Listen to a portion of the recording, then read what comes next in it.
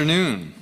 Welcome to the March 22nd Governance and Priorities Committee. I'd like to first recognize that we're on the traditional territory of the Nanaimo First Nation. Our clerk today is Ms. Sheila Gurry. Today's Governance and Priorities Committee meeting will be held in accordance with the Community Charter, Council Procedure Bylaw 2018 number 7272, and Ministerial Order number M192 governing open meetings during a state of emergency, and the Provincial Health Officer Order regarding gatherings and events. Therefore, members of the public are required to observe meetings virtually and not to attend in person, and question period will be suspended throughout the duration of the provincial health orders in effect.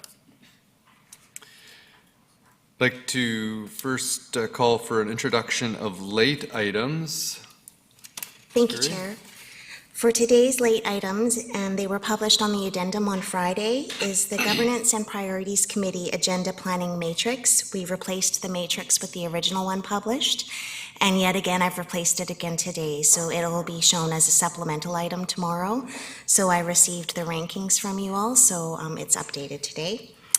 And agenda item 6E1, Strengthening Communities Service Grant Opportunity. There was a PowerPoint added with a presentation titled Strengthening Communities Service Program, and that was on your addendum Friday as well. Thank you, Ms. Gurry. And could I get a motion for adoption of the agenda as amended? Moved by Councillor Bonner, seconded by Councillor Thorpe. All in favor? Agenda carried. And a motion for adoption of the minutes as circulated. Moved by Councillor Bonner, seconded by Councillor Hemmon. All in favor? Motion carried. That brings us to item 5, agenda planning. And this will be introduced by Ms. Gurry. Thank you, Chair. So following our last Governance and Priorities Committee meeting on March the 8th, where we discussed this GPC matrix, it has now been updated to include topics that are driven by staff's work plans, which are driven by Council strategic plan and other directions received from Council. So the overall ranking has been done, and the latest ranking with everybody's input on their priorities I received over the weekend and has been updated today, so it will be included as a supplemental item tomorrow. So there was some changes to the ranking that was published on the addendum, and there is noted in the first column on the left that I have handed you today, it says overall ranking at the top. So we do have neighborhood associations, which is scheduled as your number 1 ranking, capital planning process as your number 2, crosswalk safety as number 3, safety and security as number 4. There was a tie, number 5 is Waterfront Walkway, and then number 6, Vancouver Island Conference Center. Those were both as many decimal points over as I could get. They were a tie, so 5 and 6 had the same ranking, as well as 7 and 8, which was 7 was One Port Drive, and 8 was sports venues and tourism strategies. So those again are equal priority, 7 and 8, to members of the committee. Then we have committee structure as number 9, election signage as number 10, and street entertainers bylaw as number 11. So those are ranked in priority order by members of the GPC committee. So staff will continue to build on the content planned for topics and do our best to bring you your priority items in order that you have prioritized them in. And this will be, of course, based on resources and capacity allowing for that. In 3 to 4 months, the topics will be adjusted based on what the committee has accomplished and what new items have been brought forward. And then the rankings will be done again at that time.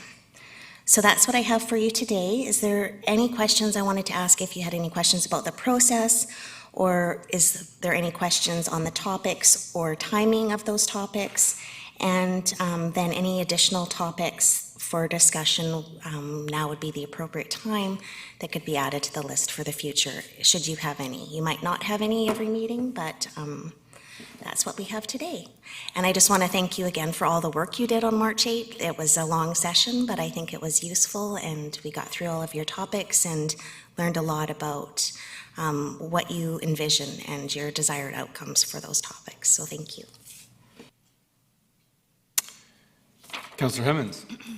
Thank you, Chair. Through you to Ms. Gurry, the next, our next session around neighborhood associations, can you tell me how our neighborhood associations will know that they can participate and how to participate? And I'm thinking of those ones that have a lot of administrative kind of meat to them, and then the ones that maybe just have 2 or 3 members. Are they going to have the same capacity and support to participate, et cetera, et cetera? I'm not sure if the staff member here, I know Mr. Schulberg and Ms. Bhopal Singh and Mr. Lindsay might have some information about that he could maybe respond to. Through the chair, I think first of all, our staff have been communicating with the neighborhood association network. So the idea would be that connecting through them, that they do a good job of communicating out to all of the member groups, but there'll be an opportunity. We'll make sure that all neighborhood associations are aware of the date and how they could set up as a delegation if they wish to. Good. Councillor Armstrong. I guess I'll do it. Thank you. As a follow-up on that too, is there going to be a communication strategy which it lets neighborhoods know how important it is to have one? Like I know in my neighborhood, they didn't realize the importance of having an association or that they even could. I think, you know, especially when we're looking at the new development in the city, some may not realize that option. Thank you. Certainly through the chair, I mean, I could see that as being an outcome of this process, is trying to formalize a structure and governance around how the city recognizes neighborhood associations, and part of that will be communicating that out at the end of the day. Thank you.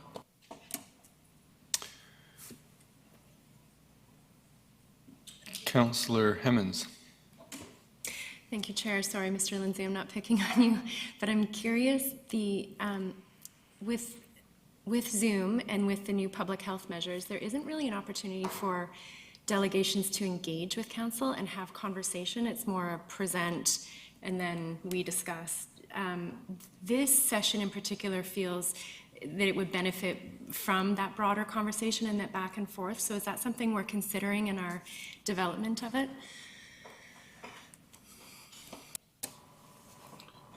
I'm looking to Ms. Gurry here through the chair, because I'm not certain on the existing health orders whether if a delegation could come, or if representatives could come in person or not, because I certainly understand what you're saying about that benefit of having that back and forth discussion. Yes, thank you, Chair, through you to Councillor Hemmons, and further to Mr. Lindsay. So right now, based on orders, we're not allowed to have members of the public attend in person. However, if I understand Mr. Lindsay correctly and the format correctly, I think some neighborhood association representatives, not just the chairs or whatever of all of the neighborhood association, but some specific representatives may be invited to participate, and they could possibly, 1 or 2, be in person, and other members could possibly join via Zoom. But having said that, not knowing for sure if they can come in person, I would have to look into that, because I don't know if we can bend those rules that are ministry orders. So I'm not sure in this format or at this time with this pandemic if it's possible to have that. Councillor Armstrong. I just want to follow up on that as well, because I agree with Councillor Hemmons. So maybe if we know that the health orders are changing constantly, and we're getting closer to summer when they might open up, so maybe we can monitor that and maybe actually push it further into the agenda if we really feel that we want to get more people out, and maybe switch 1 or 2, like decide that at the meeting before, because it gives us 2 weeks. Just something to think about. Councillor Brown. Thanks, Chair. I just want to say I found that Miro session the other night absolutely wonderful. Like, I would prefer that over a lot of different types of meetings, just for the ability to workshop things and have small breakout groups. Like, that was one of the best meetings I've attended in a long, long time. So thanks to everyone that made that happen. Thank you, Councillor Brown. I was thinking along the same lines that potentially if it does look like that meeting could benefit from greater engagement, that we could look at the option of just having it on Zoom and be able to all beam in that way and potentially utilize Miro if appropriate. Harnessing the wonders of technology. Councillor Thorpe. Thank you, Chair. Sure, engagement will be great, but I guess I see a first step in this topic is to look at what we now recognize or what we have on our master list of neighborhood associations, which I know Mr. Schulberg has. And then I think as a council, I feel that we need to come to a consensus on what we feel is the criteria for a recognized neighborhood association. Do they have to have a certain number of members? Do they have to have annual elections? Do they have to have a charter? And so on. I think that's a discussion that we as council need to have as sort of first steps in this process. That's just my thought, and that's where I was hoping that we would be going with this. Thanks. Councillor Brown. Thanks, Chair, and maybe staff can clarify, but what was the, like I thought this was an extension of the first session. I'm just wondering what the exact direction was out of the first session. Because I thought we had that conversation, and it was before, it could be my fuzzy recollection, but before we proceeded, we thought, you know what, we should hear from people first before we make those decisions. Sorry, through the chair, I don't have the motion in front of me, but that my recall is along the lines of what's been mentioned, and I believe the first presentation we did was kind of an overview of how different neighborhood networks work within different municipal contexts, and that the idea, I think the motion included going back to the association, the network, and having them participate in an upcoming session to talk about governance, potential governance models. That's, I believe, what the wording of the motion was around.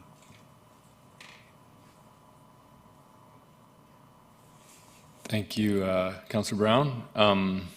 I'll just add a comment here. I think the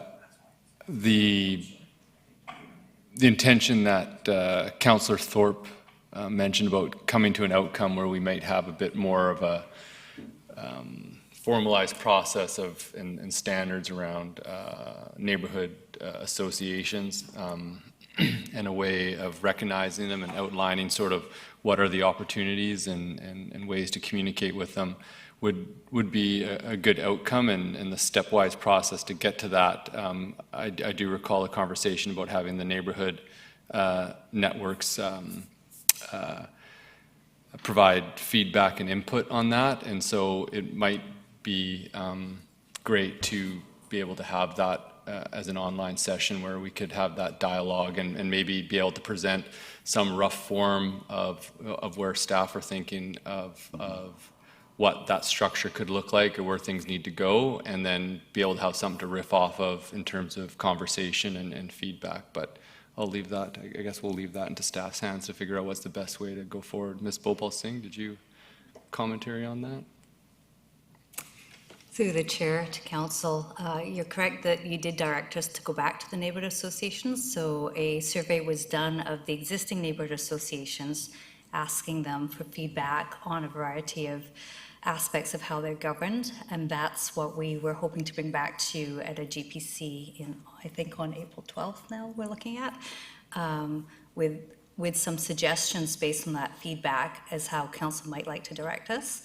And as part of that, letting the neighborhood associations know ahead of time, this is based on your feedback and direction we're going. You have an opportunity to come and speak to council at the GPC on the 12th. However, and then one other step that we haven't discussed with you is the opportunity through the Reimagine and Get Involved process before anything's finalized, once we have some initial direction from you on options, is allowing the wider neighborhoods to give feedback on that. So that would capture people who have yet to set up neighborhood associations, and also allow for neighborhood associations that may have Some of them have very small memberships, some have bigger and more formalized, an opportunity for the wider community to give feedback on that if they choose. So, but in between, there's options for workshops and other pieces around that. So just putting that out there to you. Just to summarize, so at the upcoming meeting, staff will be coming with the culmination of feedback from the neighborhood associations with a rough set of options of what a more formalized structure could look like. And then that'll come to the GPC. So if that's available, you know, when the agenda comes out, it gives time for neighborhood association to have a look at that. They can be present at the meeting. We can look at the structure. They can provide some feedback onto it. And then the outcome is we could maybe advance what that structure will look like and then put it out to the wider community. Yes. Okay. And I realize that I perhaps haven't mentioned that wider community piece to get involved, but one of the things we did with Reimagine is we were able to get people involved and be able to see where their responses came back by neighborhood. And so as you saw from phase one, you got your feedback for the whole community, and then you also could see the differences across neighborhood groupings. So it does provide us that platform to and this other benefit of that is it does let more people know about neighborhood associations and could potentially boost the membership of the more formal existing ones and maybe generate perhaps new ones. So. Great. Does council feel good with that process going forward? We'll meet our expected outcomes. Great. Thank you. Let's move on. Any more questions on the prioritized rankings? Nope. Oh, Councillor Haynes. Thank you. I don't have a question. I just want to say I wasn't able to participate in the prioritization at the last GPC, but I do think we need to acknowledge that when we started the GPC, this was a massive undertaking. And now here we are 2.5 years in, and we're still working with spreadsheets about what we want to talk about and how we want to talk about it. So I just want to acknowledge that this has been a tremendous amount of effort on behalf of staff, and thank you. Councillor Brown. Thanks. I echo those words, and just a question through to Ms. Curie, I think. Is my understanding we'll be doing this every quarter? Thank you, Chair. Through you to Councillor Brown, yes. So every 3 to 4 months was what we said. So I think the next one, around the end of June, we'd come back. Any new topics that have been identified between now and the end of June, start of July, would go through this ranking process again, and we can see where we're at and if priorities have changed. So some things that may still be on the list at that time, your priorities may have changed or shifted. So not only will you go through ranking those again to see where we're at with those, but any new items that have been added to the list from now until then. Excellent, thank you. Yes, thank you for all the work on this, and it's nice how it's all coming together, and this will be a nice little master's project for somebody, you know, telling the great story of Nanaimo piloting this unique governance model. So thanks for all the good work. That brings us to number 6, building permit function review. Mr. Lindsay. Thank you, Mr. Chairman. I'll stretch this out long enough for my supporting cast to come down and join me here, but I did want to make a couple of quick comments in that, as noted in the agenda, we're here this afternoon to talk about the building function permit review, but I did want to acknowledge, you know, there's been this history of continuous improvement in the department and in the division towards always looking at the way we can do things better. Before this review started, the reality is we've been through a period, continue to be through a period of very high growth volumes in the city, and it's been a real demand on staff. So in a few months ago when I was talking to our CAO, Mr. Rudolph, about this and the challenges we're having, he recommended that it would probably be worthwhile to step back and get a third-party independent review of our processes and our policies and see if there's any other steps we can take to help, as I mentioned, this continuous improvement process. So happy to say we're here this afternoon, and I'm going to turn it over here in a brief second to Mr. Nielsen, who's done that review for us, and he'll walk you through that. I do want to acknowledge that Mr. Fox, who's our manager of building, is with us this afternoon on my far right. Immediate left here, of course, everybody knows our Director Home for our Development Approvals section, who is also the author of your report. And there are some recommendations in your report. And I think it might be best to get the presentation first from Mr. Nielsen, and then we can circle back on the recommendations and answer any questions from the report, if that's okay with the chair. And if that's okay, then I'll turn it over to Mr. Nielsen. Excellent. Welcome, Mr. Nielsen. Welcome back again.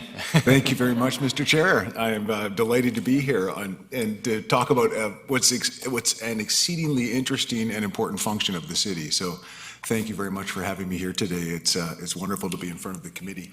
The function that we're here to talk about, as Mr. Lindsay mentioned, is really the building permit function. And that's the function through which city staff receive and review applications for building permits and then issue those permits at the end of the application process. It's, as council and committee understands, it has, building permit process is a big topic, a hot topic in Nanaimo right now. Mr. Lindsay talked about the growth pressures that Nanaimo's under and some other pressures as well, not to mention pandemic and COVID and all of the exacerbating pressures that brings forward. But it's an issue, a focus of some review and some interest, not only in Nanaimo, but indeed across the province and I would think actually beyond the province too. We're seeing some reviews pop up right across the country in different municipalities. And as Mr. Lindsay mentioned, that's partly caused by, or at least exacerbated by, high growth. It's kind of caused by or exacerbated by COVID challenges that have forced processes online, a tightening labor market for building officials that's only going to get tighter with changes to the Building Act that are coming that have now taken effect. Increasing number of requirements to meet as well in building code and in some local bylaws as well. And then staffing numbers and a whole bunch of different reasons as to why building permit functions are flavor of the month, as it were, or flavor of the year in municipalities, and why we're seeing a lot of reviews and a lot of attention being paid to building permit processes. So Nanaimo is very much kind of at the center of that in terms of our own, or the city's own building permit function.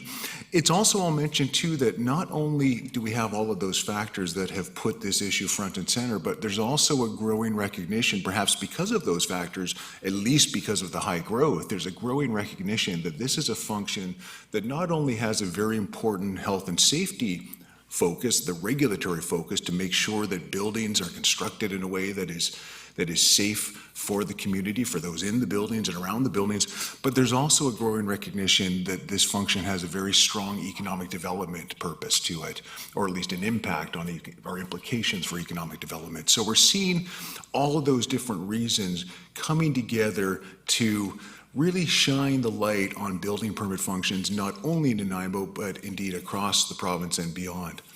So I am, as Mr. Lindsay mentioned, I have been asked, or I was asked, to conduct an independent review of the city's efforts with respect to building permits, and I'm happy to be here to present the report. The report begins by, and I'm not going to spend time on that aspect of the report, but the first big chapter of the report begins by outlining what is in place today. So looking at kind of the legislative background and the purpose of the function, the staffing for the function, the values, the permit values, and all those kinds of interesting bits about the current function and where the city is today. The reason for laying all of that out in some detail really is the idea that before we can look at what it is we want to change and how we should change it, let's get very clear and a very clear and common understanding of what it is we have in place today. The report then goes on to talk about some of the issues that I've identified through my review, and I'm going to deal with those in a little bit more detail today. And then most importantly, what are some recommended changes? put forward. And so I'll go through those, and then, of course, happy to answer any questions. I will note, Mr. Chair, that I have presented this, or I have listed this or labeled this report as a draft report. And I think that's important because this presentation and the feedback that the committee wishes to give is all part of this process. And so following this meeting then, and based on the feedback that I receive, I'll be able to put together the final report for submission to council. Now, I've got some slides here. I'm not sure if this is working or not. It doesn't look like it. Is that? Oh, there we go. Okay. Oh, wonderful. Okay, thank you very much. Okay, I will go through the slides here and just a few points kind of on each slide, so not a lot of slides to go through, but I'll just use them to highlight some of the key points. First of all, the presentation in terms of outline, I'd like to just highlight a few objectives that really kind of provided the context and provided the goals for the study. Then talk a little bit about the approach I took in conducting it, setting the stage, a few overarching comments, as it were, for the review, getting into the issues to address, and then finally the recommendations to consider. When we look at the objectives, kind of 5 objectives emerged in the early days of the study. We kind of had a sense as to what it is we wanted to do in starting the study, and the big one really was to how do we reduce the time required to issue building permits, because this is the key point driving the concerns that are coming forward by the development community, by members of council, by staff. Everybody is kind of on the same page as finding ways to reduce the time required to issue building permits. We also, though, identified a few other objectives as we got going in the study. One was to embrace a new approach to managing risk. And I'll get into that a little bit as we go through, but the idea that there's a balance involved when we look at a regulatory function like building permits on the amount of risk the city is able to pass off or is able to absorb and the liability that goes with that and what's appropriate. Another objective was to engage industry in identifying the issues and designing the solutions. That became very important throughout the study, and so we'll talk about that in a moment when I get into the approach that I followed. Likewise then, not only engaging industry, but also engaging staff, because staff has a tremendous number of ideas and issues to raise, and it was very important to hear from all staff in the organization or in the section. And then finally, to pursue cost neutrality of recommended changes. This is always an important issue for decision-making bodies, for cities. And when we look at building permit functions, historically, in high-growth areas like Nanaimo, they tend to be fully cost recovery, or almost fully cost recovery at least. There are different philosophies as to whether that is the best approach. All of that aside, though, we took the approach, or I took the approach that, look, the city has become accustomed to recovering either all or almost all of its costs through this function. So as we come forward with new recommendations that will have cost implications, let's make sure that those recommendations are funded so that we can maintain that cost neutrality we have in place today, or that cost recovery we have in place today. In terms of the approach, considerable engagement with both staff and industry. So all staff from the building department, so about 25 staff members spoken to and interviewed at various points of the process. Some staff from a few of the other departments, fire department, for example, which is one of the referral agencies. 19 individuals from industry, some of whom I met with more than once. And so that was very important. And so when we talk about industry, we're talking about developers, we're talking about builders, we're talking about architects and engineers, and a few owners as well. So 2 former chief building officials who are now with Building Officers Association of BC, and that was important just to get a sense of what's going on around the province, who's doing what ideas are there out there that we may want to consider for Nanaimo. And then the Municipal Insurance Agency of BC, of which Nanaimo was a member, and this was an important discussion to have, or MIABC was an important group to consult, because they are the premier advisors around that, finding that proper balance between or that trade-off, if you will, between risk and speed. I also had 3 different focus groups with different groups within the community. One was with the Nanaimo Development Group, which is a collection of about 40 professionals in the industry who, who have come together to work with the city on finding new ways of doing permit processing, not only building permits, but all development approvals as well. The Mid-Island Business Initiative, I know council or committee is aware of MIBI, met with them, and then finally the Vancouver Island Construction Association. So quite a broad range and quite a large number of people met with to discuss the aims of the study and, more importantly, to get their feedback and their ideas. Research also undertaken on city and on lots of other places, several high-growth BC municipalities and then Canadian municipalities as well.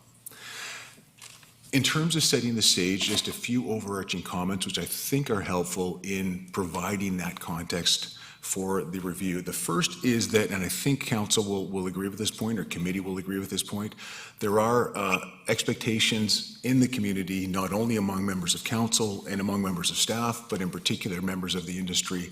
Expectations are high for some kind of meaningful change. That's not unique to Nanaimo, but we're here focused on Nanaimo's, and there's an opportunity to make some meaningful changes to the processes and to the function. Important to involve staff and industry, not only in the interviews to get the information that's put forward in the report, but also now in going forward from the report on helping to design and to implement any kind of the next step, as it were. The recommendations that have been put forward in the report, if committee and subsequent to committee council agrees with them and wishes to endorse them, then work will be required to implement those recommendations, and there's some opportunities there to involve, to engage staff and industry in helping to put in place the final bits to make those recommendations successful. So designing elements, monitoring changes, reporting out on changes as well. No silver bullet. I know that's an overused phrase, so I apologize, but no silver bullet.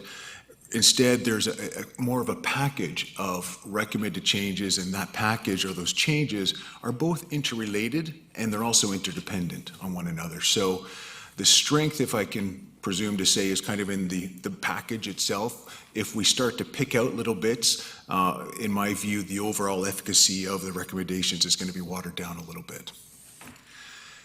The need for change is most significant for commercial permits. So as you know from reading the report, we've got two different groups within Nanaimo's building permit function within the building inspection section. One deals with residential and the other deals with commercial, industrial, and multifamily. And the biggest need for change is in that latter group, where we've got high values, high values. And we've also got a lot of overtime, a lot of staff hours being worked that we're just under a bit of pressure there, and a lot of delays in the permits being processed. I did want to mention that another point that came out loud and clear in the interviews, and I think it's important to state this because whenever you're dealing with the review, you always tend to feel like there's a bit of a target on you as a department, as a section, as staff members. So I do want to mention, it's important to mention publicly that city staff are highly respected. That came out very loudly and clearly in the interviews I had with industry. The criticism, there is criticism by all means, but it's directed at the system and not the people. And then finally, and I alluded this already, or I mentioned this already, reviews by their very nature are critiques.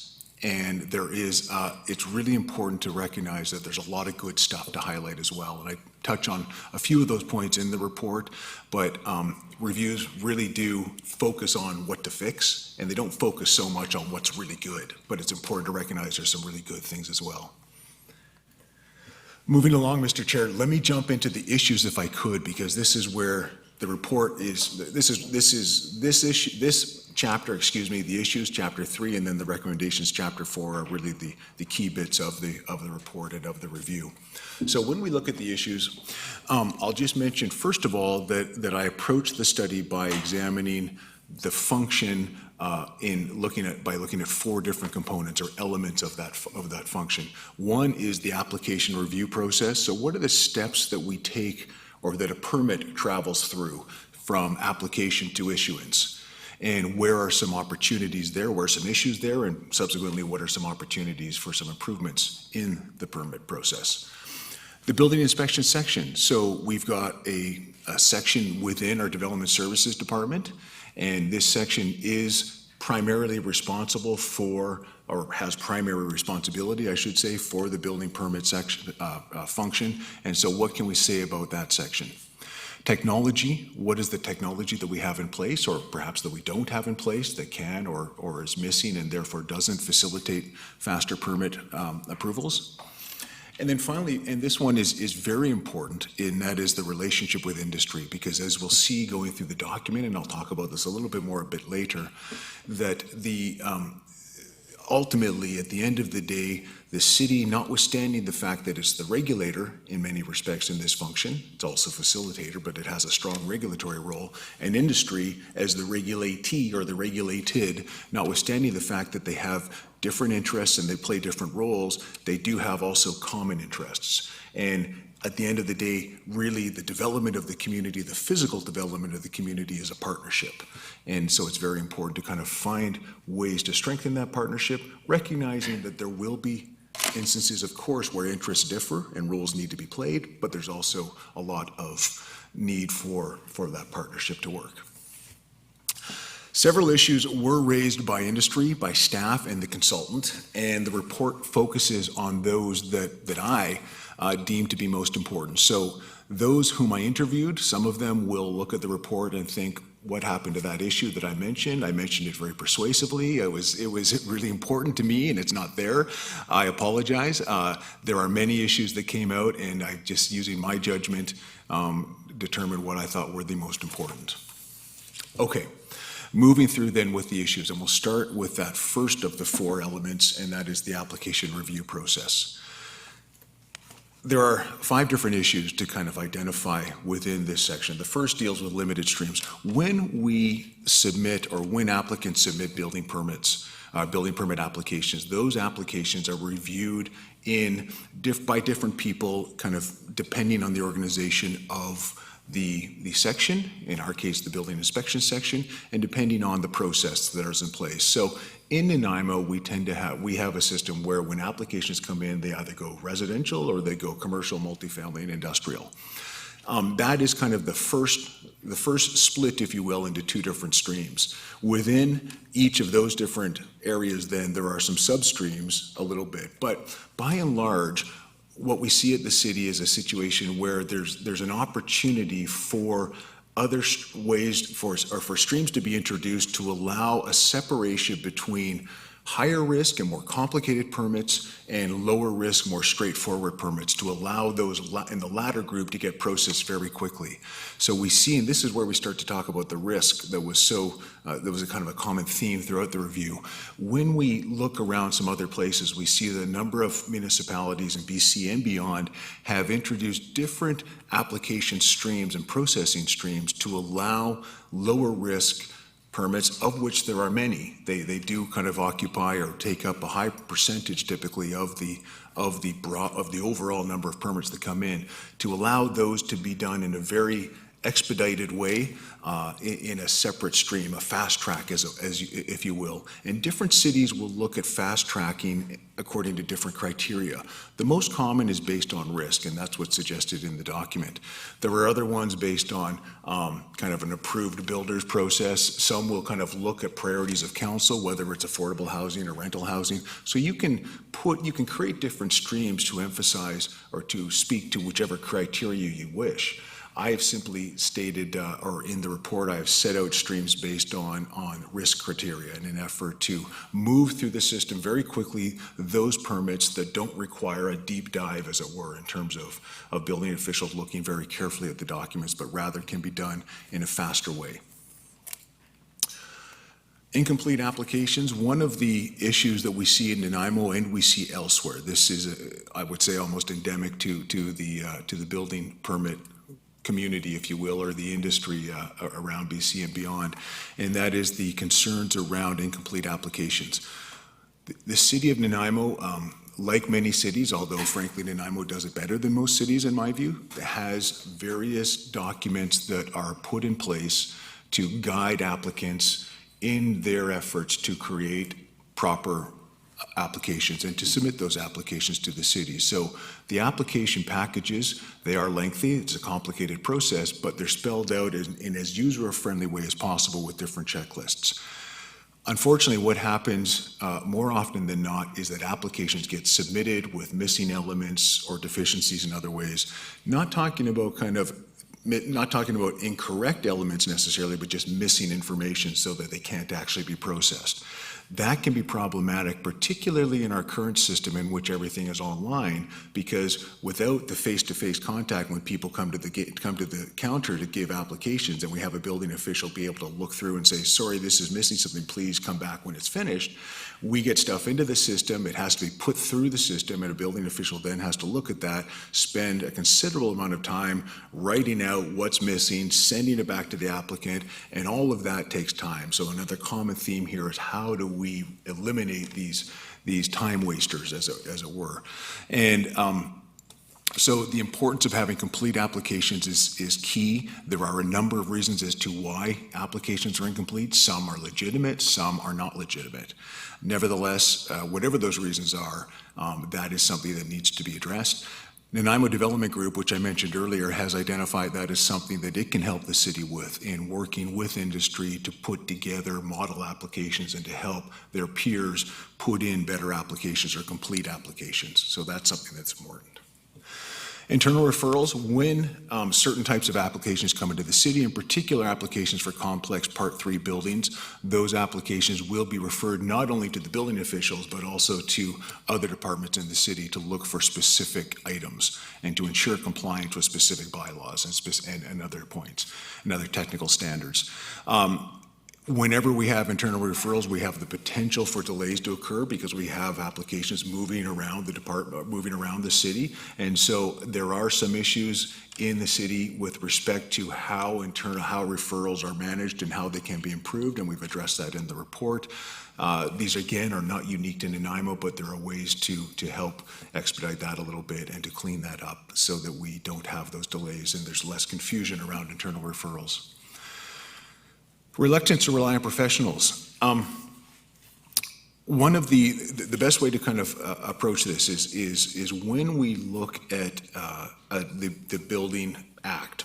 If we look at the building regulatory system, so the regulatory system that is put in place ultimately by the province, but also by the municipality or municipalities plural to regulate building and to issue building permits, we see that system anticipates that applicants or owners or people who put in applications for complex buildings will need assistance from professionals, from engineers and architects in particular. And those engineers and architects have a requirement as per their society and a duty to the public and the public interest to ensure that the information that they submit to the city is code compliant, meets all of the standards in the building code, meets the bylaw requirements that the city has as well. So in other words, puts in applications that are high quality and that meet all the requirements that the city and the province have laid out. We will hear, and the bylaw, the Building Act and the city's own bylaw anticipates that the city will be able to expect professionals to provide that code compliant information. And so there's also an expectation then, or an anticipation in the regulatory system that because of the safeguards that are built into the bylaw and to the building code, that the city will be able to rely on those professionals, and in so doing, not have to review the material at least at the same level that it would otherwise have to. The difficulty, and so because we have that system in place, we also then have an expectation often on the part of many in industry who will say, who will call on the city, not only Nanaimo, but every city, to rely on professionals more and therefore to do less of a review themselves, to allow materials to flow more smoothly and faster through the system. The difficulty, there are several difficulties with that argument, and the report talks about some of those. There has been, and I will mention as well, that when we look around the province, we don't see really any cities that have increased the reliance on professionals. And there's a number of reasons for that. One is because every city will tell you that there have been issues in past with submissions that are not code compliant, despite the fact that those applications have been signed off by professionals with the proper schedules and so forth. There are issues around joint and several liability. There are issues around the purpose or the role of the city in ensuring that the development that goes forward is safe and so forth. So there's a number of different reasons as to why there's a reluctance on the part of not only the city of Nanaimo, but all cities to rely on professionals more and to dial back on the level of review the cities themselves do. All of that aside, the reality is that with the growing numbers of permits going through the system, with, especially in high-growth areas like Nanaimo, with increasingly tight labor markets around building officials, and with expectations rising all the time on the part of decision makers, industry, and others with respect to timelines, there will continue to be pressure on cities to dial back and to rely on professionals more, and we're going to continue to hear these calls for more reliance on professionals. When we get to the recommendations, I set out a proposed pilot project in there to help address some of that call and to try to open the door a little bit to transferring some of that responsibility to the professionals, to rely on the professionals more. The second area for issues to address deals with the building inspection section, and this is the staff group that is responsible for the building permit function. When we look at the number of staff, it's all laid out in the report. There are 14 building officials, including two of supervisors. That number of staff, perhaps the key takeaway point is that number of staff has remained constant for some time. In fact, if we go back a good 8-10 years, we see that number unchanged. At that time, we saw the building permit values about half of what they have been in 2019, and not had a little bit of a dip in 2020. 2021 is looking very strong, of course, as well. So we're seeing an increase in the volume of work and the complexity of work. We're also seeing an increase in the number of requirements and the expectations that have to be met in building code and in building bylaws. And so we are seeing challenges with the existing number of staff, and in my view, it's going to be very difficult for the city to improve processing times, even with a whole bunch of other changes, if we don't also address the number of staff. Experience of building officials, there's some information in the report that talks about how over time, not only has our staff remained constant in terms of numbers, but we in fact have lost some very seasoned staff. And so that experience does play a big role in the processing function, because experience most often equates also into increased confidence and increased ability to move things through quickly, which is not to say that our less experienced building officials are in any way subpar. That's not the case at all, just to be very clear about that. It's just a function of experience and familiarity with different kinds of applications. Overtime levels, we have identified in the report some information on overtime, and we see that particularly in the commercial section, there's quite a bit of overtime to the point where it's just not sustainable, and this relates back to the number of staff. So in fact, the last 3 years running, we see that there has been enough overtime incurred just in that one part of the section, in the commercial section, to in essence pay for an additional building official there. So that's something that is important for the city to consider, not only in terms of productivity, but also as an employer with a duty of care to employees. Organizational culture, one of the things that came out during the interviews with industry, but also with staff, are some concerns around the organizational culture. And cultures develop in response to pressures often, and we see that when we have high growth, when we have high scrutiny, when we have a lot of those, when we have COVID and all those kinds of things. We see, and over time with history, recent history and so forth, with how the city has changed, we see the emergence of a culture that is a little bit kind of internally focused, kind of withdrawn, not engaging with industry as much as perhaps it should be. Those kinds of attributes or those kinds of characteristics that we can address, I think, through some of the changes to help create relationships with industry and also to make jobs a little bit easier for the city staff in the function. And applicant complaints, I'll just mention the applicant complaints. We see in every city, Nanaimo is not unique in this respect. In every city, we will get applicants who will complain to city building officials and to city managers about the length of time typically it's taking to get building permits, or the requirements that the city is putting in place that have to be met. In some cases, those complaints are well warranted and justified, and managers will use their judgment to take action in those cases. In other cases, they're less justified, and managers use their judgment in those cases. Unfortunately, what happens when you have a lot of scrutiny on a department and you have a lot of growth and pressures in the industry on trying to accommodate that growth and keep up, and it's an exciting time in this industry, but also the city then is often seen as a bit of a thorn almost, because there's that regulatory barrier that has to be overcome. You get a perception that the squeaky wheel gets the grease. That's not the case. That's inaccurate, but that is the perception out there, and it's something that we want to continue to work on. And I think that the package of recommendations will help to address that a little bit. Technology, moving through fairly quickly, Mr. Chair. Technology, we do have a Tempest system in place, which every city the size of Nanaimo will have a software platform in place to manage files as they go through the system. Ours is called Tempest Prospero. There are a number of issues that have arisen with respect to the system, and they've all kind of come to the fore. They've all been really highlighted as a result of the pandemic. When staff, to its credit, pivoted to create an online system using existing resources, kind of putting it together. It kind of reminded me a little bit of the Apollo 13 movie where they had to kind of throw on the table a bunch of rubber bands and stuff. How are we going to make this work? And it was a little bit like that. So kudos to staff for putting together something that does work. Was never meant to work long term. Was never meant to be particularly, efficient in that, or the most efficient it could be, but it was meant to put something in place that they needed to have in place. So kudos to them for that. That said, there are some changes that staff understands, that the city understands, and I've just highlighted here that do need to be made in my view.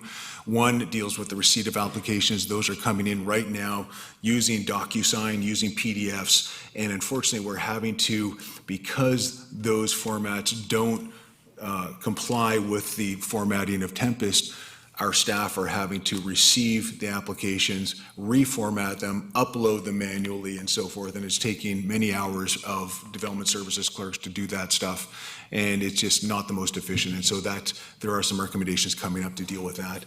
Credit card payments, again, something that is new to the city, having to take credit card payments for such large amounts, up to $15,000 for building permit fees, and needing a system that allows for online payments, which we don't have at present right now, so we'll get to that when we come to the recommendations.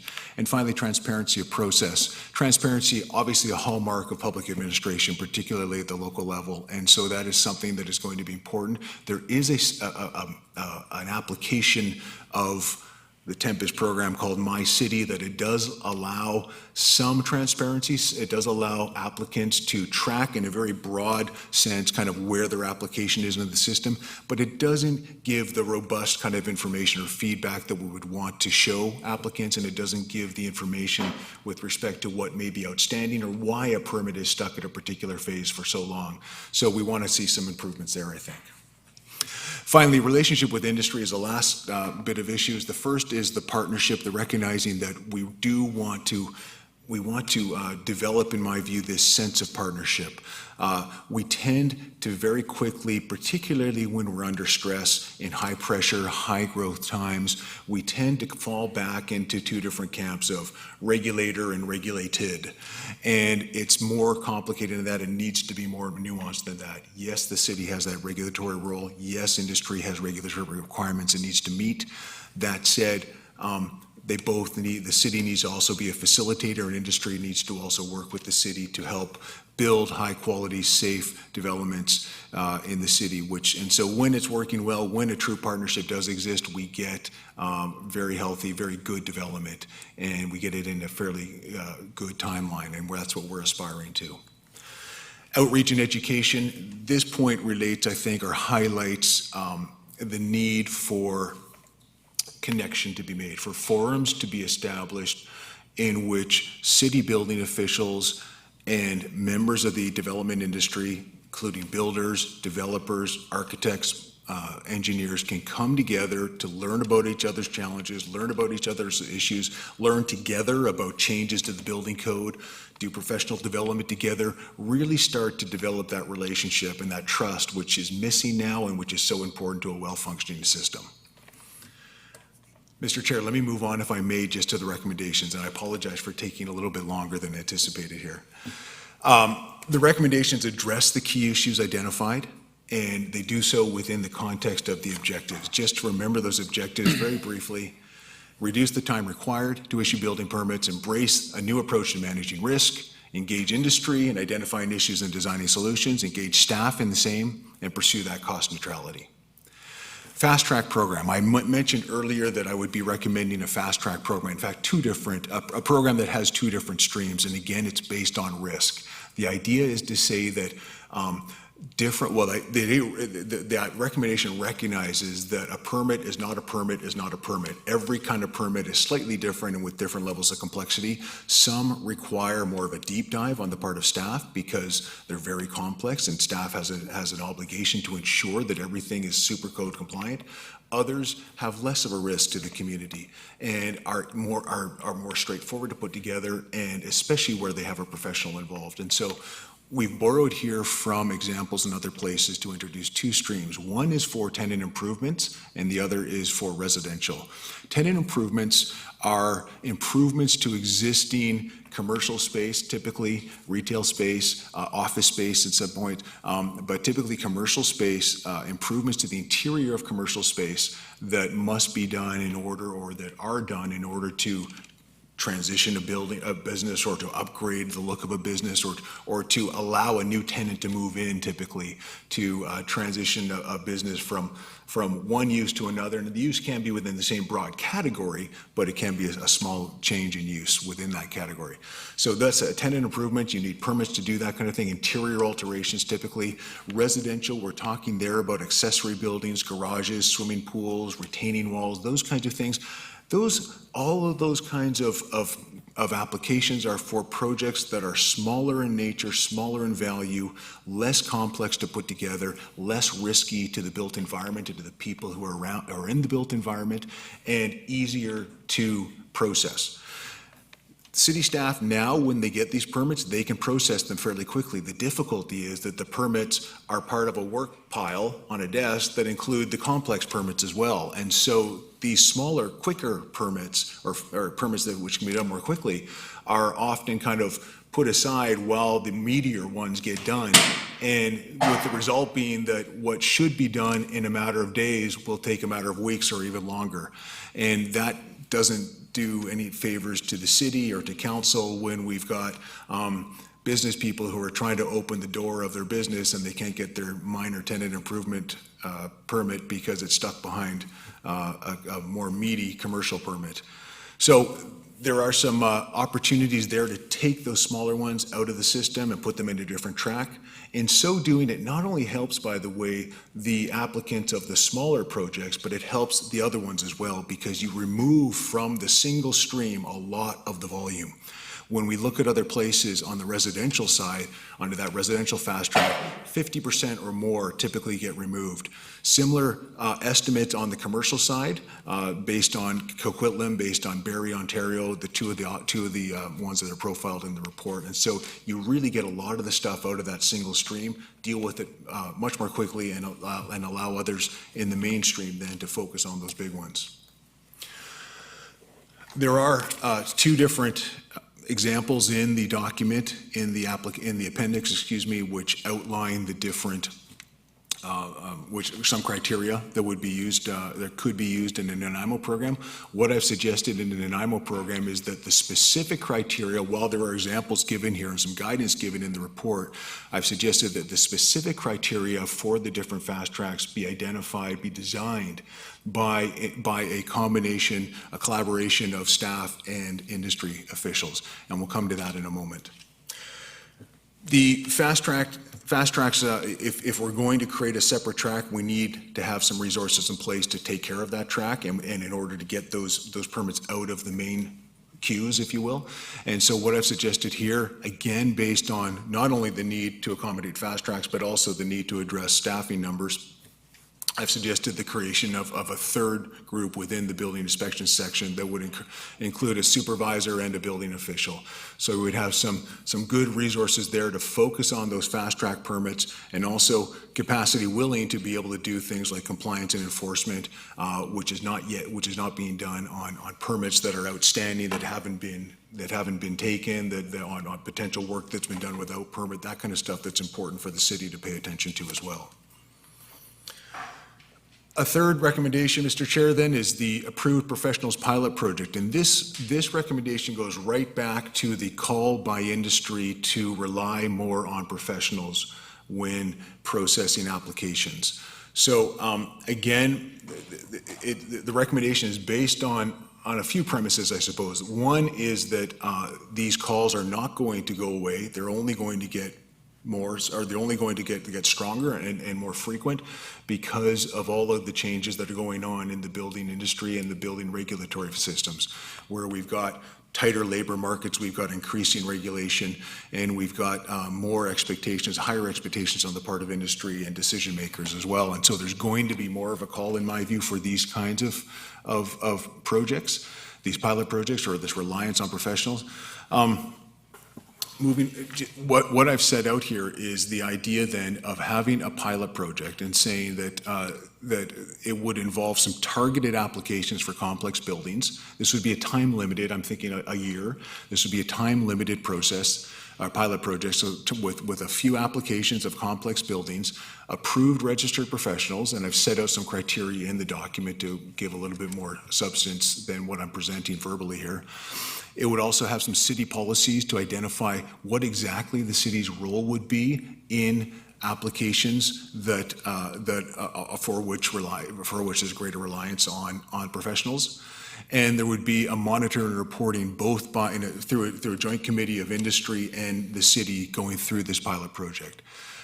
Again, the calls are not going to abate; they're only going to get stronger. The other point is too that I mentioned that the city that very few, if any, municipalities around BC, and to my knowledge beyond BC, in Canada at least, have looked at putting more of the onus or transferring more of the onus onto the professionals and relying on professionals more in the sense, and then in so doing to do less at the city level. Very few places have made that transition, if any.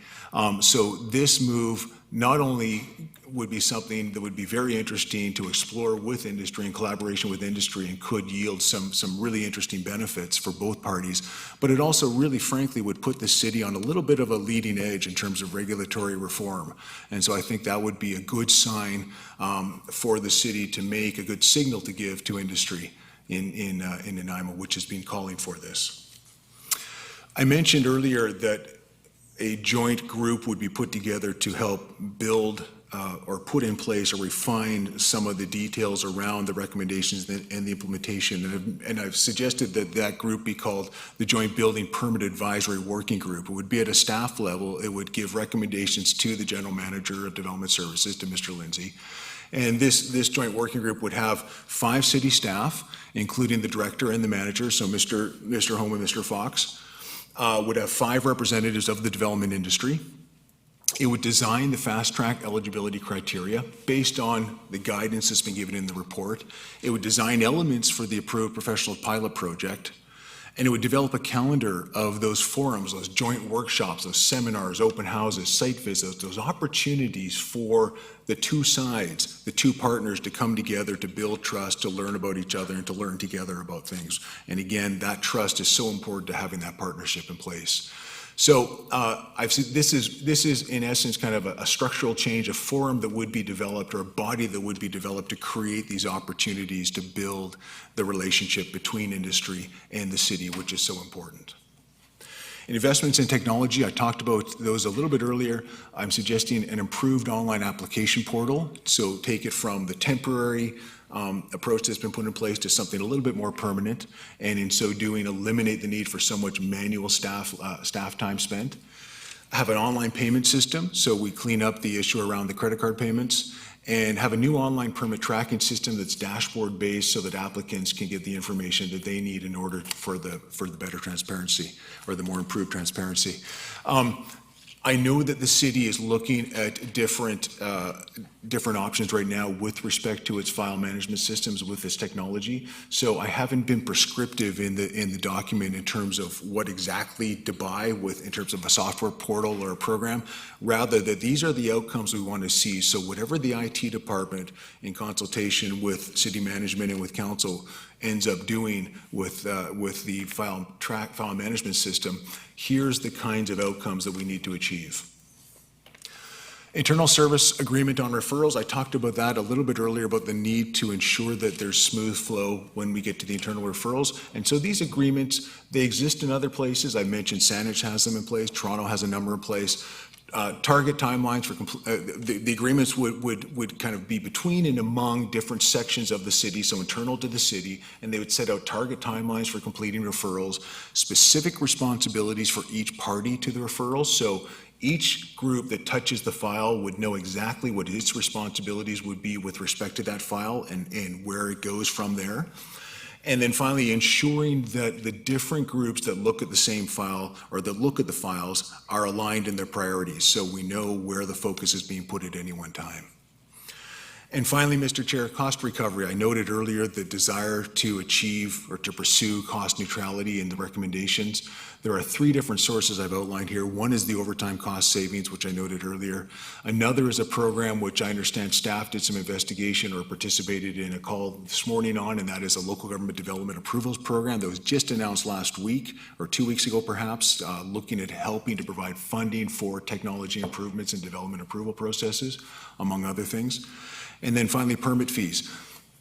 We didn't do a deep dive into the permit fees, but I did look at about 10 different places in high growth areas of the province, around the city of Nanaimo size, and we can say that the city is on the low side when it comes to permit fees. And that's important because when you talk to industry officials, when you talk to developers and builders and others, you will hear constantly, we will be happy to pay more if we can get faster service. And that's a legitimate point. And if we're going to have a cost recovery service then, and we're going to provide those resources in order to allow permits to be done on a faster timeline, then it stands to reason that we would be looking at recovering that cost through the permit fees. Thank you, Mr. Chair, and committee for your time, and I am more than happy to at least try to answer any questions, and to, if I'm unable to answer, I've got some very skilled people here who can help, and certainly we'll take some notes and accept all feedback and then come back with a final report. But I'll hand it over, Mr. Chair, to you. Thank you, Mr. Nielsen, for the thorough report, and open it up here for questions and commentary. So I have Director Councilor Bonner. Thank you, Chair. I have a lot of questions, and because I'm not an expert at all at this, I want you to, since I see you more often than many of my family members, I just want to say, we're kind of friends here, so don't take any of these questions out of context. It's just me trying to figure out how the whole process works. And unfortunately, I didn't get to ask questions at the beginning as we went along, so I'm going to have to go back to them. And I'll ask some of them, and then we'll share it around other people, and I'll get back to the rest here. Application, you have one screen in here, is back on slide number 5, page 5, so it's probably slide 10, and it refers to the application review process and building inspection section. Is the building inspection section the people that go out on the street and look at the building that's being built, and how do they relate to the time to issue the permit, or are they not related? Thank you, and through the chair, if I may, to Councillor Bonner, it's a very good question. It is, and I should have made this distinction a bit earlier, so thank you for asking it. When we look at building permits, there are, and I'll just kind of put it in plain terms if I could here. So we have kind of the application of the permit, then we have once an application comes in, we have that application reviewed by building officials. And the reviewers who do that, the building officials who do it, tend to be called plan reviewers. So it's a very kind of, as the name suggests, they review the plans. So they do that, and then they'll go through that process and then issue a permit once the plans on paper have been identified as being code compliant and we're good to go, so we'll issue a permit.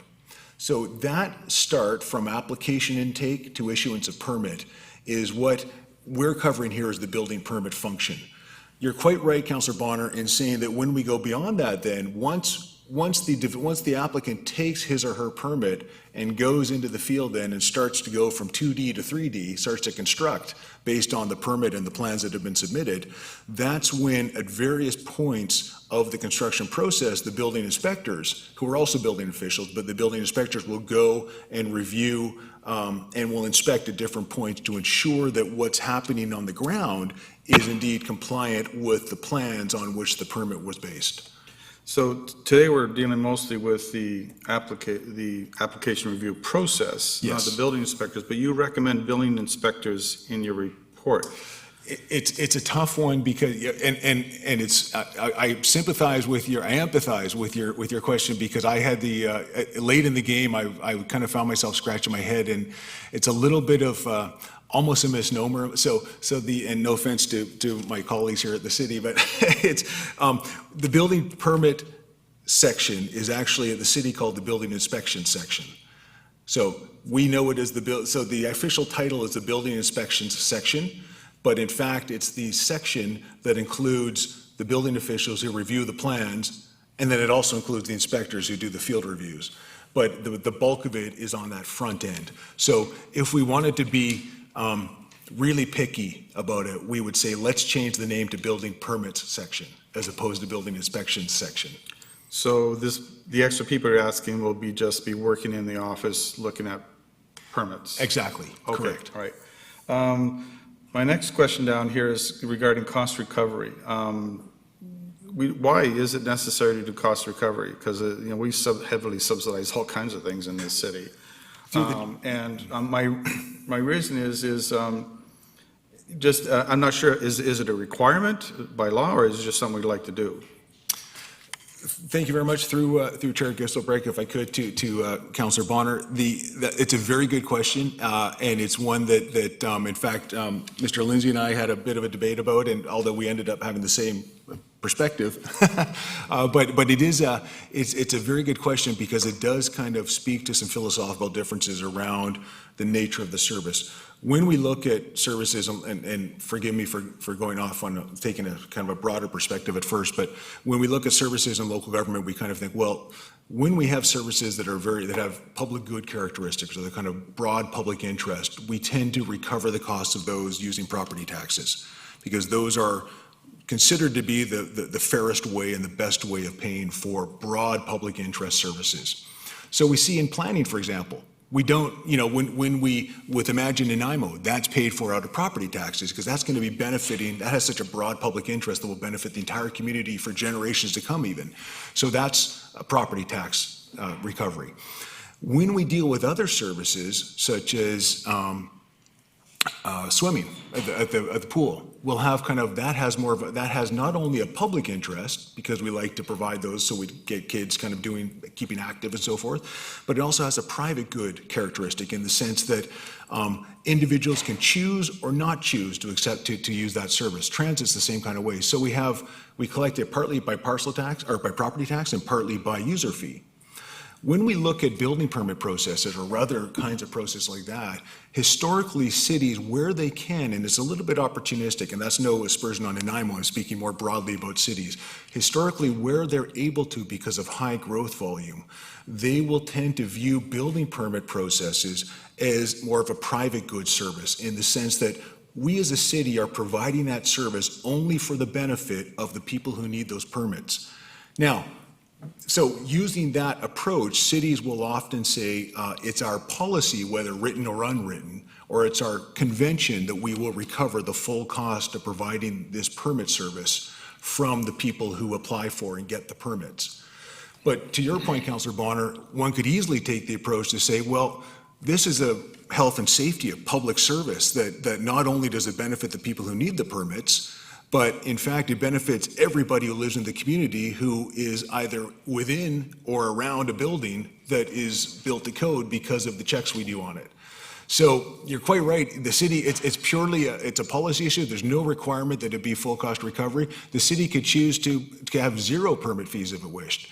But just conventionally, when we look around, municipalities, not only BC but beyond, where we have high growth, cities tend to recover the full cost from permits, from permit fees from the users. And so the approach I took in the document was not to pass comment on kind of the philosophy or which is the right approach, but rather historically the city has achieved cost recovery, full cost recovery. So I'm not going to presume to call into question that policy or that convention. We will simply abide by that and make sure that we recover the costs of any recommendations that have cost impacts. Okay, with the chair's indulgence, I'll ask one more and take a break for a bit. This is a bigger one, though. Fast track based on risk. I'm going to give you a little bit of preamble, and I'm going to ask the question because this is kind of almost completely opposite what every time this has come up, what I've talked about, but not that I make all the decisions here, right, by any way, shape, or form.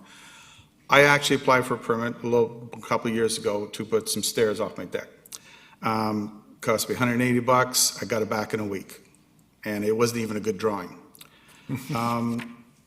And then we have large construction companies who do phenomenal work in our city.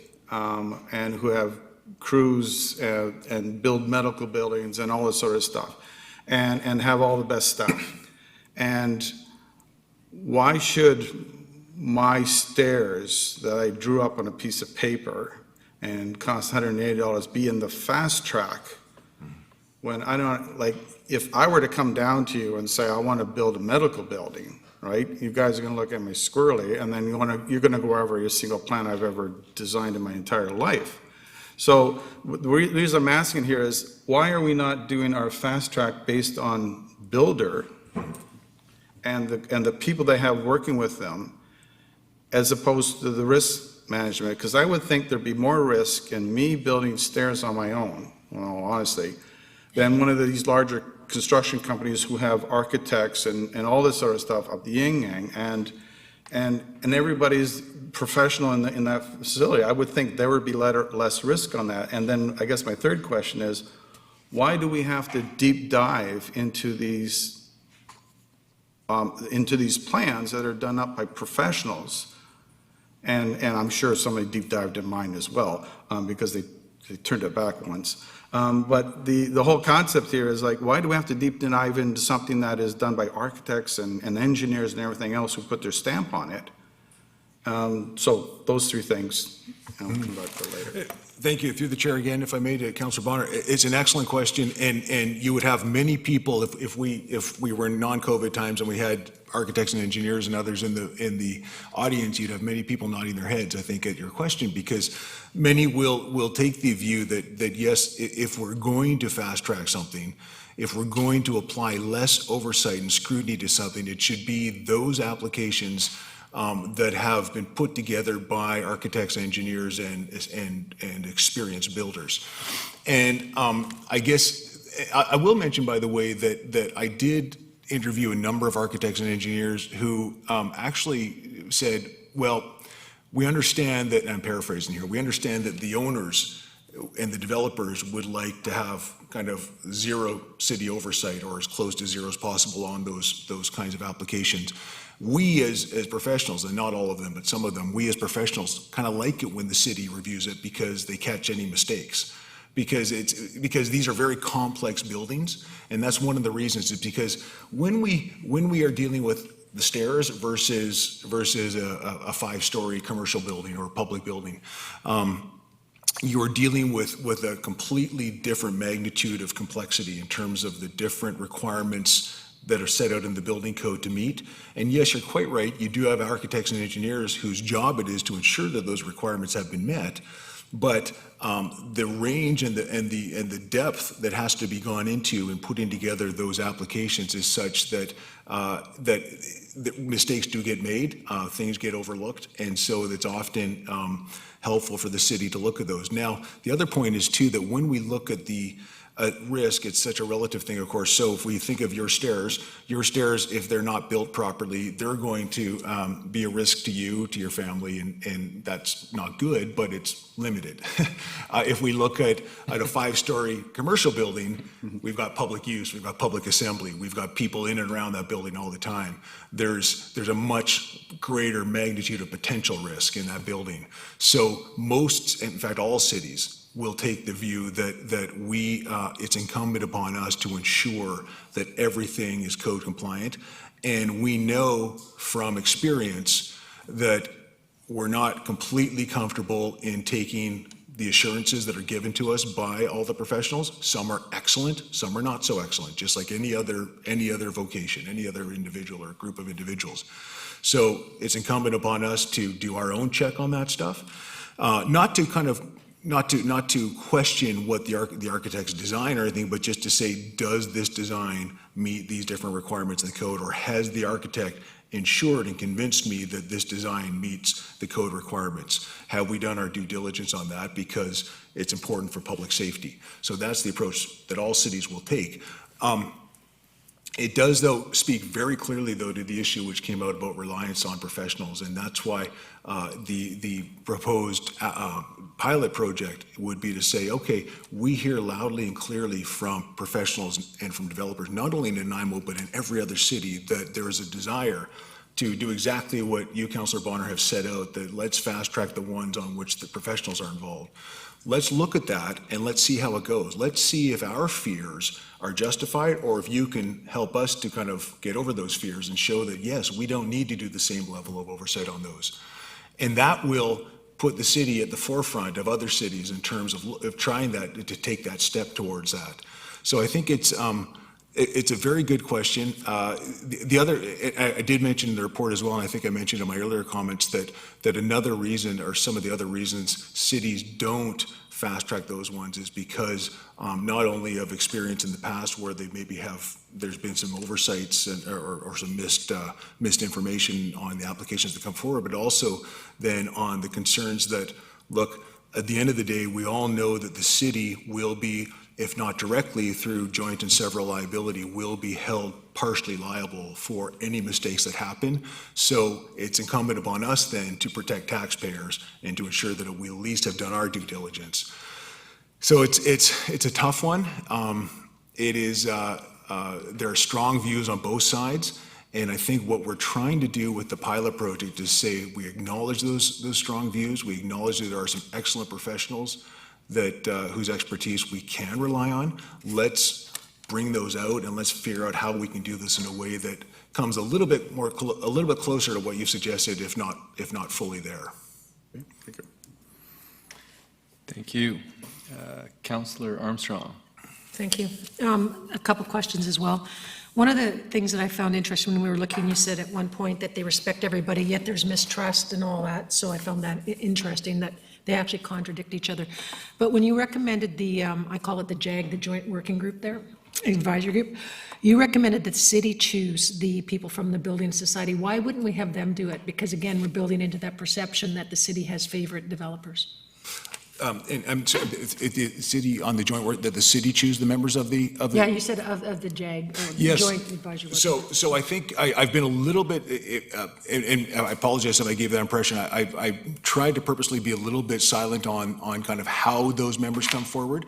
I think I've said in the report that the city would approach Nanaimo Development Group, Home Builders Association, the Vancouver Island Construction Association, to get recommendations or nominees from those groups, or to kind of build the membership based on information from those groups.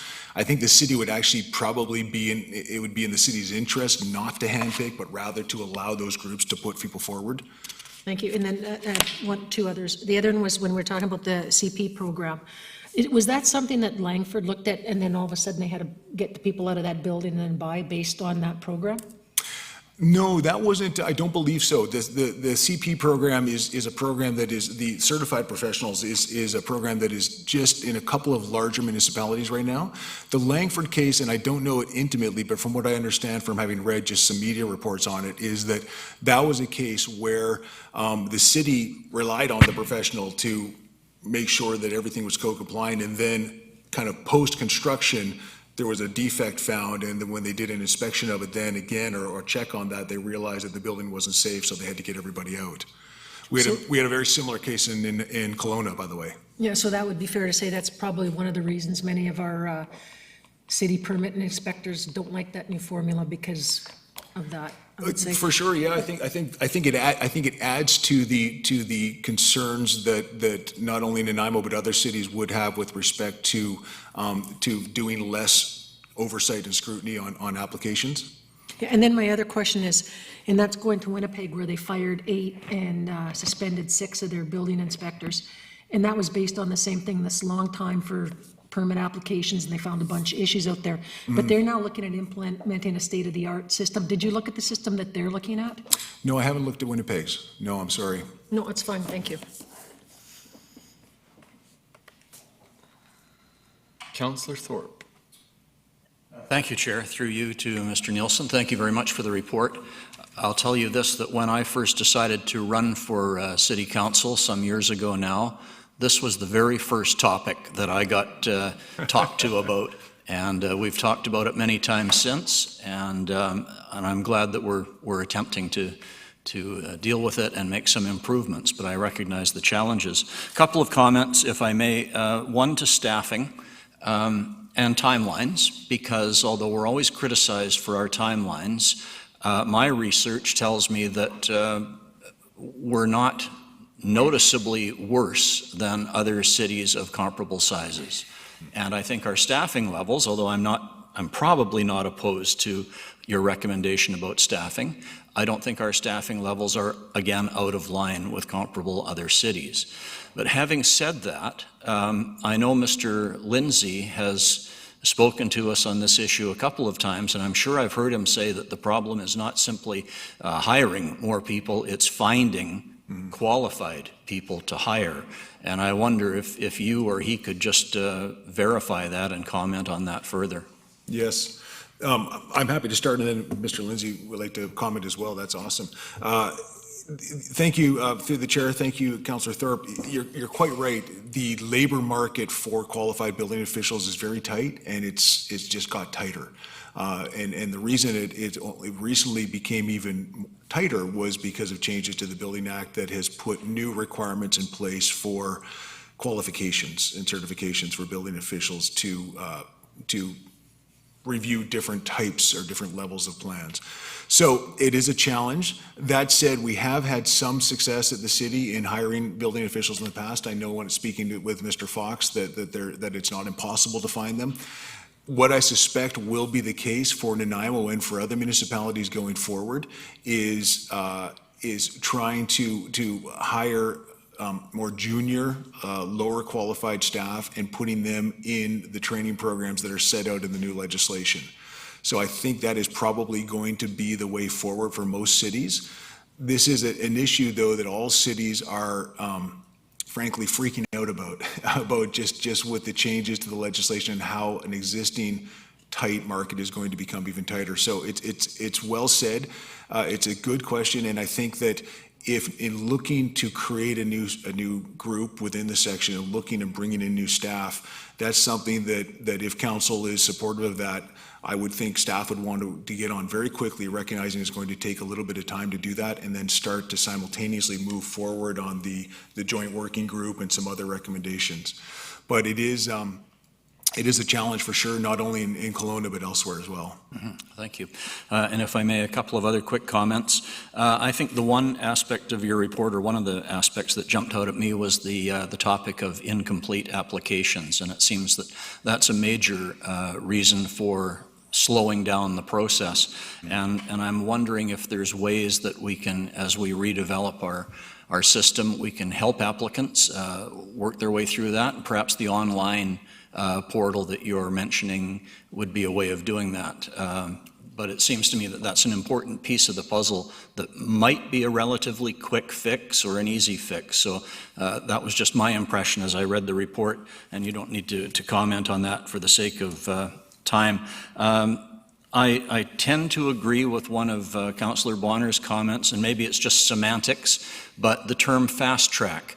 And to me, if Councillor Bonner's backyard steps get fast-tracked and I'm a major developer building a huge apartment building, I'd be a little ticked that he got fast-tracked and I didn't. So I'm wondering if maybe there's terminology that we could look at to suggest simply these are larger, complex projects and they're smaller, simple projects done by highly qualified individuals, but still a smaller project.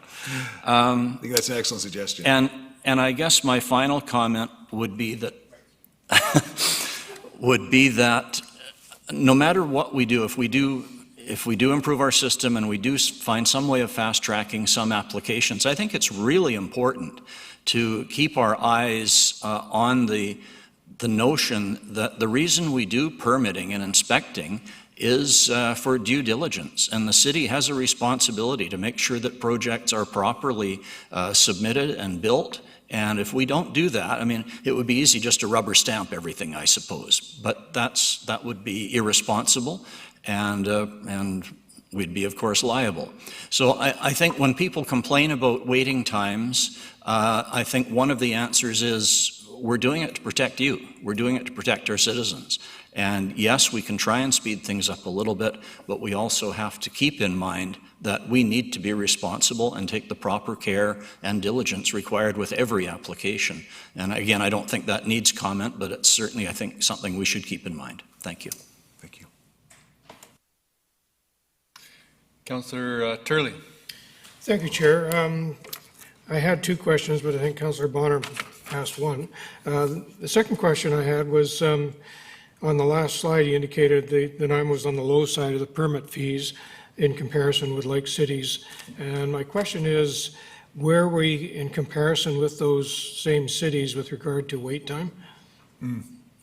Thank you very much through the chair to Councillor Turley. Thank you. That's a very good question. I don't have the exact date. I don't have the exact numbers for a couple of reasons. One reason is because it's difficult to get them. It's when you talk to other places, they will tell you right away, well, we're not meeting our targets. And sometimes you'll get a little bit more information, and what we can say, and this is further to Councillor Thorpe's point, is that Nanaimo is not unique in the sense of not meeting its targets. I did speak just the other day actually to Surrey, just by example. I know it's much bigger than Nanaimo, but Surrey was saying with tenant improvements, they're looking now at between 10 and 12 weeks. Whereas Nanaimo is up a little bit higher than that. So that's one example. Maple Ridge, they're a little bit lower than Nanaimo in terms of tenant improvements. They're about the same as Nanaimo right now on residential. And Kelowna's a little bit lower as well. Kelowna's made a number of different advances in recent years that has helped to get its numbers down, its wait times down. One of the examples is on the fast track. I haven't got a new name for it yet, but whatever it's called. And it's, so there are, but Nanaimo will be better than other places. I mean, it's certainly better than places like Burnaby, whom I spoke to, and they're up 6 months for tenant improvements. So, and other places like that. So in Vancouver, Vancouver's renowned for or infamous, I guess you could say, for its delays.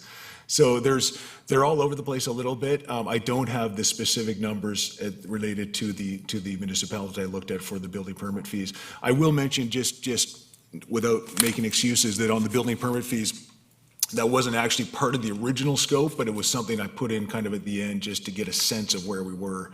But recognizing that the city's gonna, and I believe the city has done more of a detailed review of some fees as well. If I could just add one comment, and that would be that, we hear from developers and builders that, of course, time is money, and that's across the economic horizon everywhere. So anything that we decide to do, I would hope that we would be looking at it through a lens of how to speed it up and accommodate the. Absolutely. Yeah. I think that's the I think it's driving easier factor. to sell if you say, well, your fee's going up 30%, but we're taking 2 weeks off the wait time or whatever it is. So, Absolutely. yeah, thank you. Yeah. Councillor Brown. Thanks, Chair. Councillor Turley's comments reminded me of my early teens, I worked at a mechanic shop, and there was a sign right above the service desk that said, our service is quick, cheap, and thorough. You can pick 2 out of 3. If it's quick and cheap, it won't be thorough. If it's cheap and thorough, it won't be quick. And if it's quick and thorough, it won't be cheap. And I think that's probably where I see this report going. Just a couple questions. Many of them have already been asked, actually. One thing I was just curious, were development permits sort of out of the scope of this particular? Thank you. Through the chair, yes, they were. Actually, yes. This one focused purely on building permits. Okay, and I can circle back with staff on that. There is a talk around targets, and I know there's talk out there of, yes, it would be great if we get down into our, or as close as possible to the existing targets, but there's questioning of maybe we should set more ambitious targets, and I'm wondering how that sort of came through in the conversations that you had with the development community and different groups. Thank you. That's a very interesting question through the chair, if I may. And just as a broader comment, I will say that the industry members with whom I met are on the whole, or were on the whole, and indeed continue to be, I'm sure, on the whole, excellent people. I mean, really committed to Nanaimo as a community in which they've invested, and really committed to their profession and the work that they do. So it was very gratifying meeting high quality people like that, and the information and the suggestions they were able to give was great. On that note, then, because that topic did arise in some of the discussions. The targets themselves, I think most would say if the city could stick to those targets or come close to those targets, that would be fine. I don't think the targets are seen to be overly long or unreasonable. The targets themselves, I think, are reasonable. I think it's what's happened in the last couple of years in not meeting those targets that has caused the angst. And in fact, a number of developers, when I spoke to them and I talked about a number of builders, when I spoke to them, I talked about some of the achievements in some other places in having small, less risky tenant improvement projects and smaller residential projects kind of cleared through the system in a matter of days, like in less than a week. The response I got from a few folks was, well, we don't need it that fast. Like 2 weeks is fine. So I think there's a real sense that let's be reasonable and kind of these targets are reasonable, and if we can make the system more efficient and consistently achieve those targets and resource the system, that would be great. I also did, by the way, hear from a number of developers, again with the condition or with the attachment, I guess, of the recognition that it would result in kind of higher costs.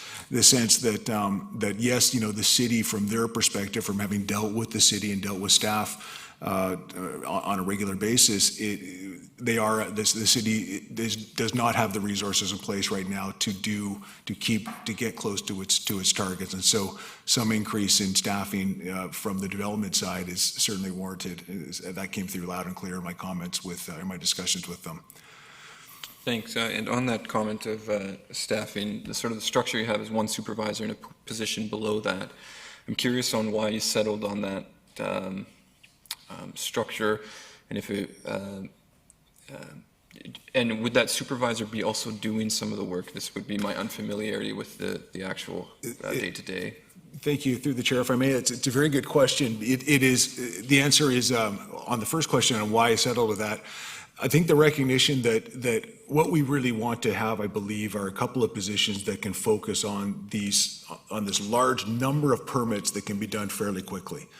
And in order to allow that focus, it would be most advantageous to move it out of the existing groups. Because in the existing groups, while we could structure to put another body under, say, the commercial group, to have somebody focused on those low-risk tenant improvements, for example, that could be done really quickly, we still then have the concern, or we would have the delay occur because those checks would be done by the by the supervisor of the commercial group, who right now has a mountain of more complex applications that have been processed initially by building officials, but are just being reviewed and prior to going out to in the form of permits.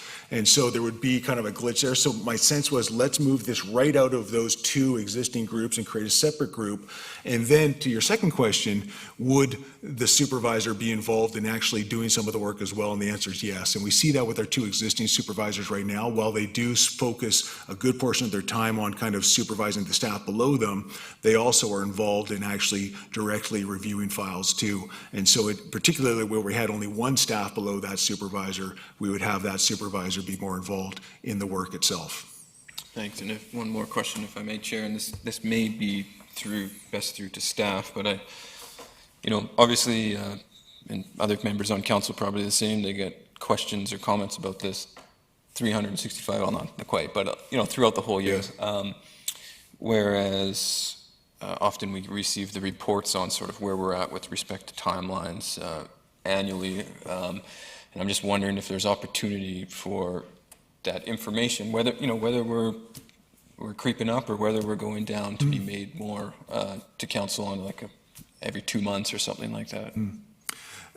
If I may, just Mr. Chair, I think that would be a good initiative to bring forward. I think in a couple of respects. One, or for a couple of reasons. One, to ensure maximum transparency, and the other, I think, is to keep council apprised, and through council, the community, and in this particular case, the development community, apprised of how implementation is going, and are we seeing the improvements we thought we would be seeing. Thanks so much, and thanks for the report and presentation, and Thank you. everybody coming together to make that package. So appreciate it. Councillor Hemmons. Thank you, Chair. Councillor Brown just asked one of my questions, and I'm just going to get assurances from you. So my read of the report in terms of kind of the log jams we have is that one of the significant log jams is at the supervisory level. And so I was curious about having a new fast track program and having a supervisor devoted to just fast track, if really our log jam is in commercial, industrial, multifamily. But I'm hearing you say that that supervisor can kind of cross all three, and by pulling out a supervisor and a staff looking at fast track independently, then that's going to free up this system to work a lot more effectively. Yes, if I may, Mr. Chair, I think that last part of the statement is particularly salient, because it's by pulling out those smaller applications that are kind of mucking up the system right now, it really allows the existing unit to focus on those bigger issues. Okay, great, Yeah. thank you. So I was really happy to read the report. I learned a lot. I'm very happy to see the additional resources suggested, because like Councillor Thorpe, I think this is something we hear a lot about from the public, and making sure that this seems like kind of the meat and potatoes of what the city does, or one of the things, and making sure that this function works really well for people entering into the system and engaging with it, as well as the people who are managing that system, our staff, making sure that that works well for everyone is, I think, vital. My second question, it might have been, I may have just missed this, but the Joint Advisory Committee, they're going to have a lot on their plate. They're identifying the criteria for the fast track program. They're looking after that potential pilot. Is this something that industry has the desire and the capacity to participate in? Or are we just saying, hey, it would be great to have industry and staff sit at the same table? Because it's a big task that we're assigning to that group. Thank you. Through the chair, if I may, to Councillor Hemmons, it's an excellent question, and one that in fact, staff and I were just talking about again this morning. It's something that I reflected on quite a bit, and kind of thinking about the interviews I had with members of the development community. When we look at the development community, and perhaps the best focus or the best example is the creation of the Nanaimo Development Group, which is a group that has come together, and I mentioned I think 40 different people have come together to say, look, not only is it kind of helpful for us to put some time into helping create solutions here, but in fact it's imperative that we do that because we are a partner of the city in this. And we can't expect the city to do all of this stuff. We need to be there feeding the system and working with the city. So the city has had some success with NDG already in creating some new policy around revisions to building permits on larger complex applications. And that's been an example, I think, of what can be done. But I think that it is, based on my interviews with folks, I think that there is a willingness to put time in. I also think that we can mitigate that a little bit by saying, let's have this working group as this kind of 5 industry, 5 staff as kind of doing some of the stuff themselves, like designing the fast track criteria and perhaps some other things. But let's also allow that group to have kind of, subgroups that can bring together on an ad hoc basis to kind of, bring in for a month or two, kind of some folks to deal with a particular issue that arises, to try to keep it from becoming a second job for people who aren't paid to do that. Yeah, and I think we'll also see, I did get a lot of outreach from groups like the Vancouver Island Construction Association, which, really said, look, how can we be part of this going forward? What can we do to help the city, to work with the city on this stuff? So we're getting all the right things said. We're getting the interest in participating and giving the time. And I suspect that as we go forward, it'll be a little bit of trial and error on, when are we expecting too much? When can we expect a little bit more in terms of time from industry? And when do we need to take the lead and allow them to respond to what we put in front of them more? Okay, thank you. Councilor Martman. Thank you. And through you, thank you so much for the report. It's a lot of information, very comprehensive. Most of my questions have been asked, but I was just wondering, in the fast track program, we're just looking at tenants improvements and residential.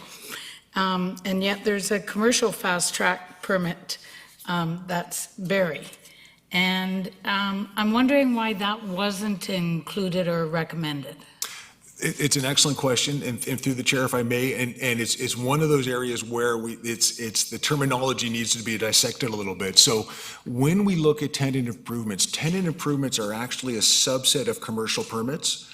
And so Barrie has used commercial fast track, but they're actually referring to tenant improvements within that. So it's focused on that subset. Okay, thank you. Yeah, no, it's confusing. Believe me, I completely sympathize with the Okay, thank you. perspective. And just one, if I may, I'm very interested to see how they approve professionals pilot project, because this is what I've heard from a lot of builders, that we already have the professionals out there. They actually have their own liability, although the city, even with everybody doing something right, if anything went wrong, the city would be involved anyway, so. Thank you. Absolutely, and I think, and not to belabor the issue, Mr. Chair, but I think for the points that you mentioned, Councillor Martman, I think that I would go so far to say that it behooves the city, if I can be presumptuous, to give it a shot, to try it. Yeah. Thank you. Mayor Krog. Thank you very much, Chair. And through you, Mr. Nielsen, I wish to express my thanks to you. Thank you. And also my thanks to Mr. Lindsay and all of his staff who cooperated with this review. I think it's a very important review. This was the source of many concerns raised during the campaign and has been for a while. And I think the building numbers in Nanaimo, though, do reflect the fact that people obviously have confidence in building in this community. I have no questions, but I am noting the hour, and I'm going to move the recommended motion.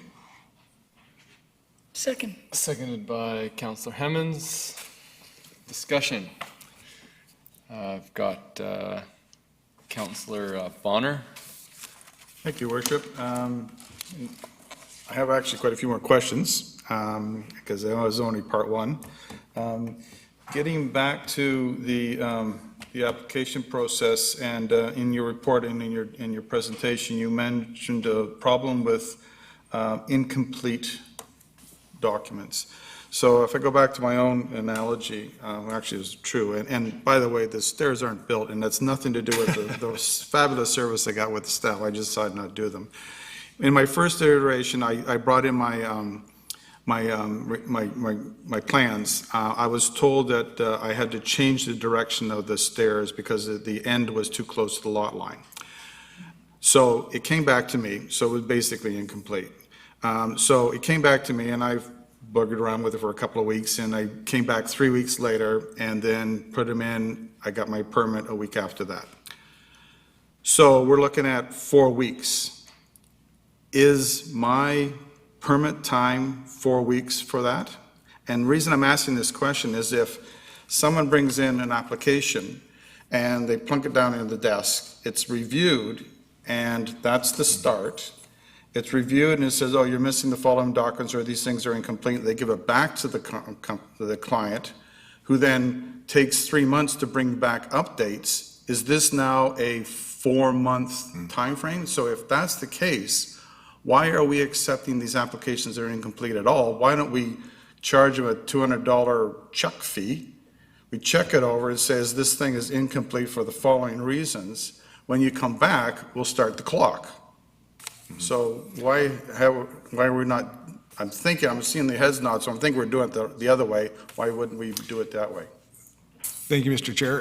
To Councillor Bonner. So if we look actually at the, in Chapter 2, I believe it was, at the end of Chapter 2, there are a couple of charts in there that show the target, and then they show the actual for both residential and commercial. And in those instances, the title is listed actually adjusted permit times or permit timelines. So to your point, we have factored out of those times the delays that are the times where a file is sitting waiting for action by the applicant. So in your example, it would be a 1 week rather than a 4 week. Because the 3 weeks you spent changing your permit or kind of getting the information you needed, that's not sitting on the city, that's not the city's control, so that's not fair to kind of just assign that to the city's timeline. So when we look at those times that we've recorded there, that is for kind of the stuff that the city controls. Okay, thank you. To the point of adding staff, if I remember correctly, in 2019 budget, we added staff to this department. Am I correct? And did they ever get hired? Because I remember seeing that. It was either 2019 or 2020. Development services. Yeah, thank you. Through the chair, there was one staff member that was added to the engineering section within Mr. Holmes' department, within development approvals, but not within the building inspection. It was within the engineering section. That person was hired, and it, much like the discussion I've heard this afternoon about time to find and hire these highly trained technical people, did take us some time. It was 10 months, I believe, maybe closer to a year from the time that we actually first posted to we were actually able to have someone in the chair. But you're correct, council was supportive back in 2019 of adding that one position within engineering. Okay. So going back to the cost recovery thing, if we're just doing cost recovery, why don't we add a couple more people into it? And then the building people who are fine with paying more, if it's going to make things quicker, we just get that much done sooner. Did that look at? Is because we're only putting 2 people in this? Well, if I may, Mr. Chair, I think that in my view, that the city probably just needs to at this particular time. If the city decides after some time that there's a linear relationship or an exponential relationship even between kind of the speed and the negative speed and the number of staff, then maybe it does make sense to do that. I suppose while the permit fees are somewhat elastic in the sense that building applicants have a fairly high tolerance for fare increases, I suppose one could argue that there is going to be a limit to that tolerance, and so there's only going to be so much cost recovery. The other point to keep in mind too is that the city does have a tradition, and some would argue that this is necessary. I actually support the tradition of saying that when we hire our core staff, we keep those core staff. We don't try to hire only to lay off. If we have a dip next year in building permits, our building permit values, and we have these staff who aren't 100% kind of working to their capacity, we don't lay off because we know next year we're going to be up again. So I think we always want to be cautious on how many staff we bring on at once, and so we tend to do this incrementally, I suppose. I see. Just one last thing here before I pass it over to somebody else. All the time, when we're getting the reports, we're getting monetary amounts of money, and I'm sure in the reports it all talks about the number of permits as well. And it just goes back to the hiring and that sort of thing, because in 2016, there were 350, I believe, single-family dwelling permits in the city of Nanaimo, with a processing time of about 4.5 weeks. And I got this from somebody else because I didn't know how to figure out these information. And in 2019, there were 224 permits that were processed in 7 weeks. And so how does your recommendations here figure out how to get bring that down even in that part? And if I may even say, the multifamily dwellings, they went from, in 2016, there were 198, and in 2019, 218, and they moved from 8 weeks to 18 weeks. So how did that come about, and how is this going to get fixed? Thank you, Mr. Chair. If I may, through the chair, it's difficult to pull out specific subcategories of permits within the overall permit kind of number, and more importantly, the permit value. The permit value tends to be the better indicator of the actual workload. But with respect to the residential one, how will these recommendations change? How will they kind of bring down the time? I would argue, and we see this in other places where they've brought in some kind of separate track to allow more straightforward, less inherently risky applications or construction kind of be processed much faster. Where we see that occurring, we have about 50% or up to 50% of the permits switching out of the main category where you're going to see those new single-family houses or home permits being processed. So by removing other permits from that stream that deals with the single-family homes, you're going to allow the permit reviewers or the plan reviewers in that single-family home stream to really focus on those rather than to focus on those, plus all these other little ones that get done. And what we see in other places is when we separate those out, we do get savings, not only the ones we separate out, but savings in time on the ones that are left in there as well. So I would want to see on those 240 single-family homes, for example, I think that was the number you quoted, I would want to see what were the other numbers of residential permits, like were there a lot of residential alterations at that point in that same year? Were there accessory buildings? Like what were those numbers like? And if we saw those, maybe we'd get a fuller picture and be able to comment a little more, a little better on how these recommendations may deal with that specific issue. But my sense is that by moving a number out of that stream, you're going to find improvements in the processing time for those single-family home permits. And then one more, if I may, Chair. If we implement these recommendations, and how are we going to know if it's working or not working, and how fast will we know that? I think if I may, Mr. Chair, I think one reason, and I don't say this completely facetiously, is you will get fewer phone calls. That's one. The other is I think that you'll see, and this goes back to the comment that Councillor Brown, suggesting Councillor Brown made with respect to that bi-monthly check-in with council on how are we doing with our turnaround times. You'll see that over time. And I think you will start to see the improvements, I hope, once the city started to implement even getting the joint task force together and others. I think you're going to really see the improvements when you get the extra bodies in place and you can develop those separate tracks. Okay. I think that's going to be a key one. And so back to Councillor Thorpe's point, there's going to be the concern there is how quickly the city can move and can be successful in getting new people in. Thank you. Councillor Brown. Thank you, Your Worship. Sorry, Chair. Please, no. Trying to remember what yes, so through you to staff, I'm just trying to pull up the recommendation here. One item I just had a question on was I have two questions. Would the recommendation to come back to the finance and audit be the next finance and audit? Yes, okay, thank you. And the second question I have is with respect to the grant. If we don't get the grant, is that something that we're going to fund ourselves? Or go ahead. Talk about funding ourselves. Like many of these, Mr. Chair, many of these grant opportunities are coming quickly at us, and I think as Mr. Nielsen mentioned, this one just came out a week or two ago, so we've had meetings as recently today about this opportunity and other things that could be packaged, so I think there's going to be a separate report coming forward to council on that. And at that time, I think we could look closer at the idea of how do we go about funding this if we're unsuccessful in the grant? Because I think it is something that's been identified in Mr. Nielsen's report as something that we could do relatively quickly and that would have a big impact and help with staff time that's spent on the input of new permits online. So it's definitely something we want to proceed with. Perfect, thank you. And Chair, I have one minor follow-up motion if, once this one is on the floor is dealt with. Councillor Armstrong. Thank you. Through you, probably to staff. My question is around when we talked about updating our computer processes or online processes.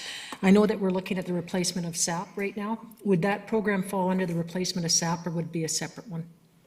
Or whoever.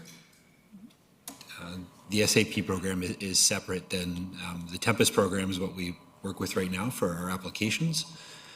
Yes, in the future, there might have to be ultimately changes to that program too, but right now we'd be looking at working within that existing. So we wouldn't need any new budgeting for technology? Well, part of the recommendation in the report is specifically to proceed with this grant application to allow us to update I'd frame it as updating our existing technology or adding on to our existing technology, not starting over again, but adding on to it. And then my second question would be, and I agree with this 100%, where you say we need to train our like level 1 or 2 people up to level 3. How long does that take, like a process? Would we be able to get them trained faster than the time we could find a level 3 person? I'll let Mr. Fox jump in because he'll know the exact number, but I'll say it might be quicker to become a surgeon than to become a level 3 building official. It's quite a lengthy process. I heard 7 years. I don't know if that's accurate. Years, yeah. And we, and what I would say is, and Mr. Fox has been really, and his staff have been really successful of late. We've actually had 2 within the last few weeks who have reached their level 3s with us. So Nanaimo has had a history for a long time of training our staff up to be recognized building officials. Not all communities took that same approach. And it's only recently with the changes in the Building Act that everybody now has to have these building officials. So of course, they're very desirable, very employable people. So hopefully they're not watching this because they don't want to. Thank you. And as Councillor Hammond said at our last meeting, very supportive of bringing all these things forward, and I'm supportive of the recommendations. Thank you. Yeah, some quick comments. Thank you, Mr. Nielsen, for the report and the work staff has done on this. I think, there are a lot of pinch points, and, we're facing a housing crisis and inflating prices, and there's business uncertainty and higher costs for building materials. And I think that this is one thing, and I'm excited about it, that we can tangibly do as a city to make things better. And it's definitely, everyone I talk to are always raising this, and so I'm excited about this report and the process we're going to engage in. And one quick question, like the recommendations that are in place, do you feel that that is sufficient to get us to those targets that we've set, and those targets are good ones?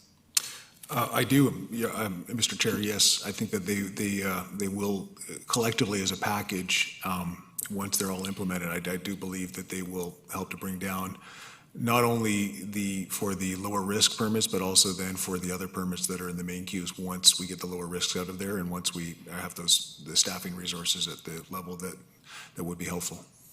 Great. And with the technology as well, I think that's, as Councillor Armstrong noted a moment ago, that's going to be very key in helping to expedite processing. Excellent. Yeah, so I'd just like, that's clear that, hopefully this council is really keen on investing in this and supporting staff in whatever way possible to get these times down, and yeah, and with the cost recovery as well, I think that I would really like to see, if we do have to raise permit fees, that we kind of do it, as we benchmark down to certain, reductions in building times before we consider raising those fees, just as sort of a show. And so, yeah, I think we'll call the question. All in favor? Motion carried unanimously. Councillor Brown. Turn me on. You're on. Thank you, Chair. I would just like to also move that Council direct staff to provide a report every 2 months on development approval timelines in relation to the benchmark timelines. Just speak to that quickly. I just think it's important that we know, whether progress is being made or not, and also when folks ask us questions, we can say, well, that may be your perception, but in fact, this happens to be the case, or I understand your concern and I can follow up, rather than just being in a place of unknowing sometimes without the actual where we're at to point to. Councilor Bonner, do you want to speak to this? Well, I was actually going to speak to the other motion, but I'll speak to this one now that we've passed that. I'm in favor of this idea, and there's a lot of things we have on the ground here, and there's a lot of big changes. I'm quite looking forward to them. I just think that we just need this, keeping an eye on, not so much keeping an eye on things, but just getting reports back to see how we're doing. Do we have to tweak anything? I'm sure that the working group will help us out on that as well. And further to the original motion, is that anything that puts Nanaimo at the forefront of your recommendations, many of them are doing that, I'm all in favor of. So thank you. Councilor, Mr. Rudolph. Thank you, Mr. Chair.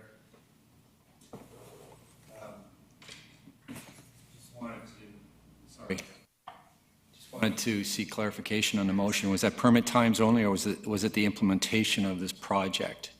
Because there's multiple layers to this, and it's going to take time. I mean, obviously, first we're coming back to finance and audit, and there might be other financial asks coming in, which will take time to determine. And also, the other part of this is that it's not just city staff working on this, it's the development industry that are working with us in partnership. So picking up on Councillor Hammond's commentary, there's only so much we can necessarily ask of them to participate at certain times. But my observation through the MOESS and other initiatives that that there's a certain representative small subset of that group that are very engaged and willing to invest in this because they see the payback to the industry as it is. So I was just, it would be our intent, obviously, to report back to you on the progress of implementing the entire project. And I also want to thank Mr. Nielsen for his autonomy and his professionalism in seeking a balance to this entire thing, and to the staff who are literally stripped naked in front of you here going through this audit, and it's a bit of a challenge to do that. So I think Mr. Nielsen has done a great job of trying to find that thread there, because these people are working very hard, and some of this is our systems. It's really about the people.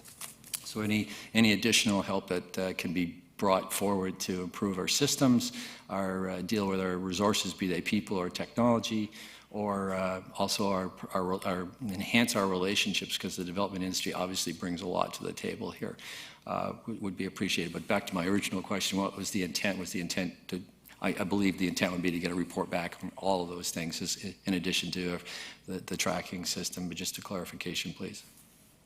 Councilor Brown, do you want to read the motion out? Yeah, no, the intention would just be, and I don't even think it needs to be a council report. It can just be an information email or something, that every 2 months we know that our building permit timeline is this, and currently we're tracking at, it's X weeks, and currently we're tracking at Y weeks. Development permit time is X, we're tracking at Y weeks, and it's just as simple as that, just so we know on a general level when people approach us how we're doing from our own staff, rather than just what people are saying in the community, rightfully or wrongfully. It's just a level of knowledge. I expect as we go through this, there will be check-ins and reports back about this process, but the motion is much simpler. Just how are we doing on permit timelines in relation to our benchmarks every couple months? I've got Mr. Rudolph and then Councilor Turley. Councilor Turley. Thank you, Chair. Just through to Council Brown, I heard you refer to development permit timelines and then building permit timelines. Is it both, or is it one or the other? Councilor Brown, go ahead. The motion speaks to development approval timelines, so it includes both. So I understand that we're not, today we're just talking about building permits, but it just would be nice to have that information in totality. So when someone says, hey, it's taking me 16 weeks for my development permit, well, we could say, well, actually, we're doing that 8 weeks, so that's interesting. That's just, or whatever, right? For both, yeah. So just all development approval permit timelines. Yep. So a report like this, is that a time constraint to get a report like that? And if so, would it be smarter to go quarterly as opposed to every 2 months? Or is it something that is easily attained through the processes? Through the chair, I think staff, we run those reports internally for ourselves regularly, so we have that information, and we can certainly share it. Just the clarity around, and I think it's helpful to hear discussion around, is it a council report, or is it something that can be shared on our website or a separate email to council, so that it's more of make sure everybody has the same information, access to the same information. I will caution you all, since I have the opportunity, is that if you measure something like single-family housing permits and you measure at that frequency, you're going to see a big fluctuation. And you're going to say, Dale, why is it 7 weeks this week and 3 weeks next week? And it's because what happens is we can't control the volume of material or the workload volume that comes in to the office. And what happens is, I'm speaking in general terms, but you get a large single-family subdivision gets built, and all of a sudden, all the building permits for that subdivision will come in at once, and we had a blip just around Christmas time where we had 30 permits that came in within a handful of days, same amount that you might not get for 2 months. So of course, those permits take longer because now they're sitting on a shelf with 30 other permits. So we can't staff up to deal with that, and as a result, you'll see your time frame jump. So I just want to be open and transparent about why you might see that fluctuation throughout the year and why we report to you on the end of the year number to get that average down. But it's certainly information that's available, and information I think that we're going to want to share through this process. Thank you. Mayor Crowe? Thank you very much, Chair.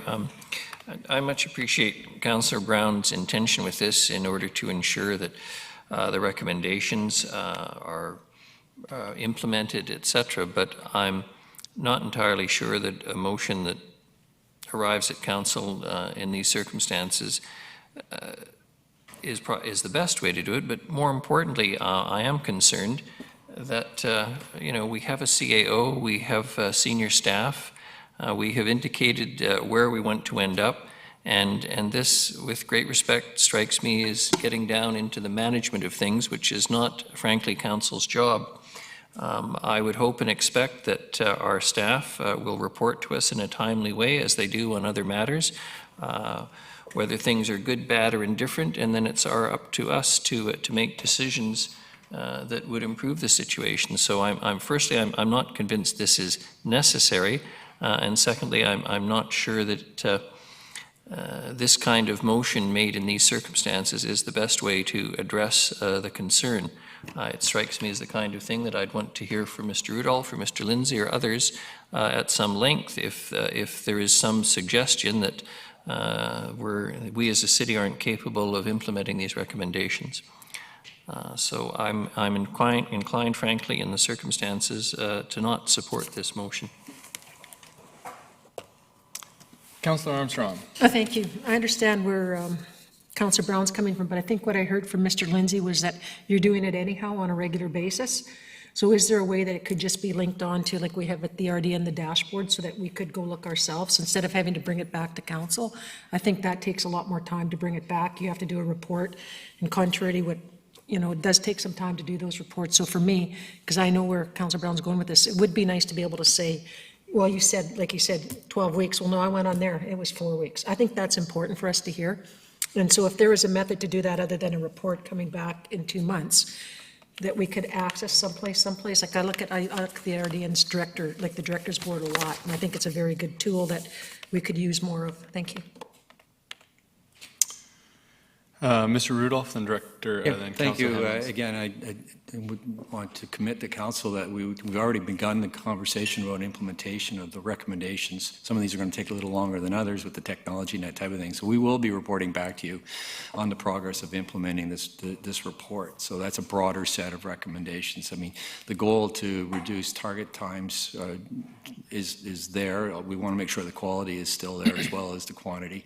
A large number of the applications applications that come in, perhaps the lion's share are smaller, and they are caught up in the system. So by being more efficient with a lot of the, our touch point with a lot of the citizens in this community is through these small applications. So their experience is that they get caught up in these larger applications. So talking about fast tracking, it's really trying to be practical in terms of dealing with decks and sheds and all those smaller applications, and TIs or another tenant improvements is another area where I've heard this.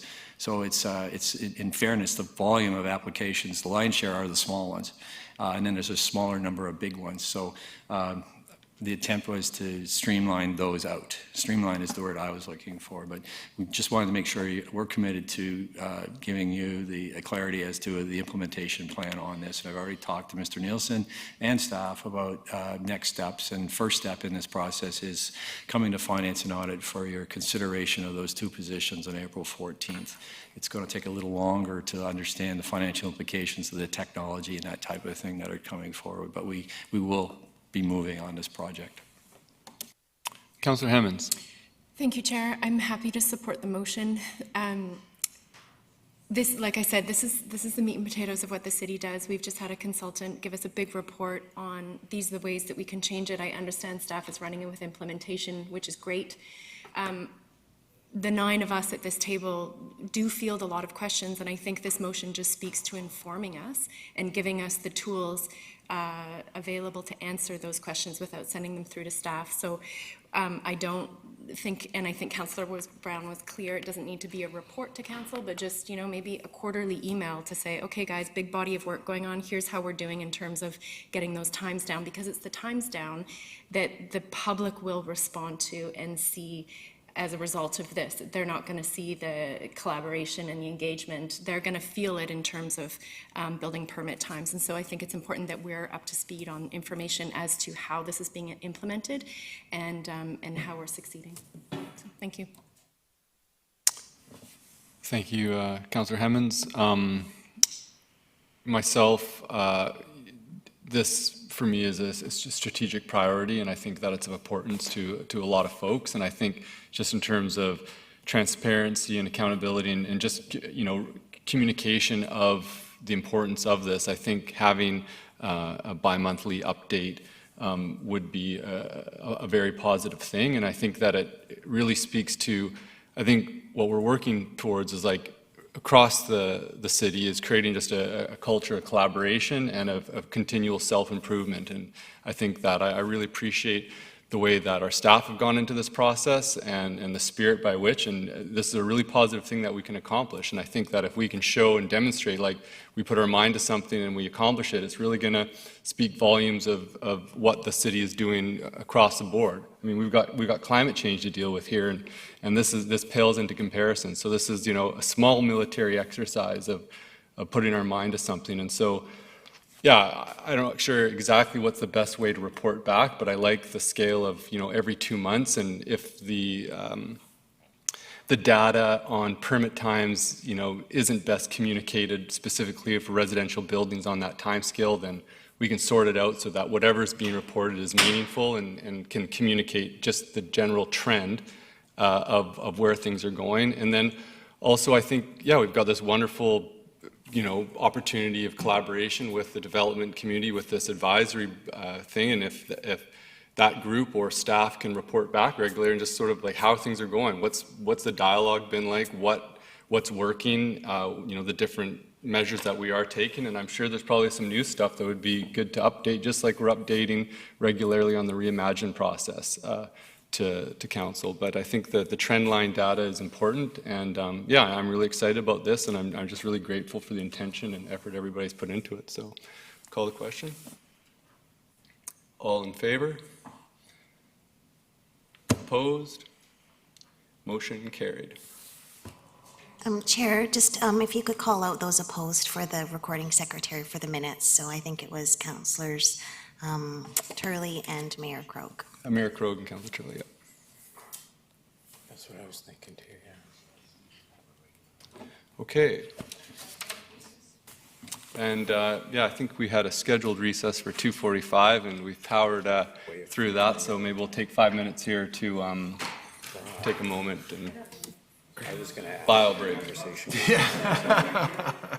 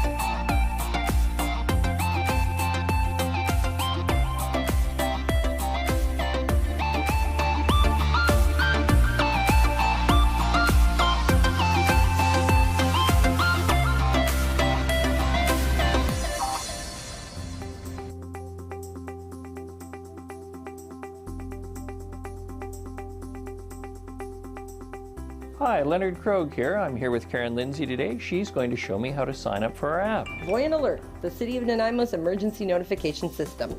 So we'll start by going into the App Store, Mayor Krogh. Done? Next, you're going to hit search. And you're going to search for the app, which is Voyant Alert. So it's VOYENT. Now you see, it's already selected it. Click there, hit get, and then we're going to install. And why are we downloading this app? We're downloading that so that you can get this onto your phone system, and what it will do is it will send you a push notification out. So if the City of Nanaimo issues an emergency alert, it will actually push the notification out onto your phone. The really nice part of this app is that it's anonymous, so it goes by postal code. So we're not requesting you to put your name or personal information in, it just works off of the app through your phone system. There are also, if you have family members or friends that maybe don't have a smartphone or would like another way, you can also sign up online or call our Public Works Department, and they have phone and texting options available as well. So there's lots of options for people depending on what their needs are. Fabulous. So you can rest with some comfort knowing you can find out what's necessary and know that people who are important to you are notified. Absolutely. So now you have Voyant Alert on your phone. And now just select open. So the next thing you're going to do is you're going to tap in the postal code that it's prompting you. All right. So you just click on there and start entering. And then find on a map. So here you'll see the welcome page for the City of Nanaimo, and you want to subscribe to notifications, yes? Yes. Click that you agree to the terms, so click both to the yes for consent, and then hit next. And it's going to ask to either allow or not allow notifications, and you want to always allow. Always allow. Always allow. And the reason that is, if you don't allow, it won't push the notification out to you. So always allow. Always allow. And now you see here, you've got a message to accept that you've signed out. That's the two-factor authentication, and you're going to tap yes. And now you're in the system. Also, when you have a moment, we recommend that you pick your locations and sign up based on those locations, and then you'll get alerts from the City of Nanaimo. Karen, thank you. Everyone, sign up.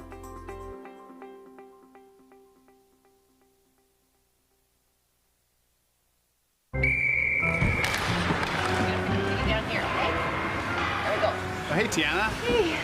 It sure is the coldest rink in town. Thank you. Oh, yeah, buddy! Nice save, James! Wow, your goalie is keeping you guys in the game.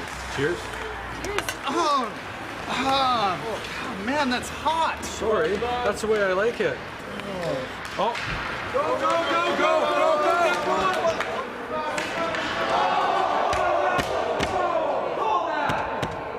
Penalty shot!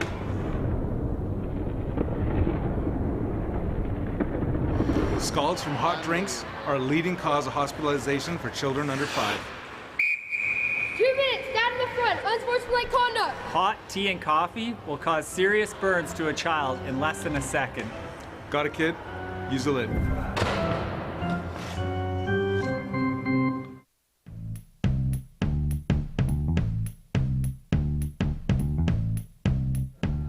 What we have here is the Real Ice technology that was installed at the Nanaimo Ice Center. It allows us to use cold water from traditionally hot water that we used to use for making ice.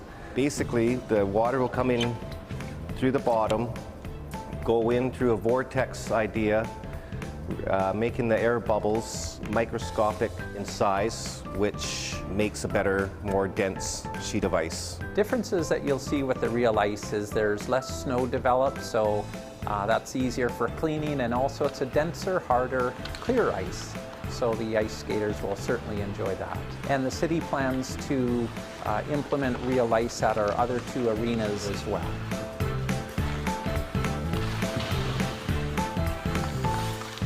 Some of the other efficiencies we've implemented in this facility are LED lights in some areas And we've also, in the last few years, installed a higher efficiency refrigeration system, which lowers our energy costs. Both Zambonis at our facility are now electrically operated, so there's no harmful emissions, and they're very quiet as well. So what this means for the city is that we're able to use less energy and also reduce the amount of greenhouse gas emissions, which is more beneficial to the environment.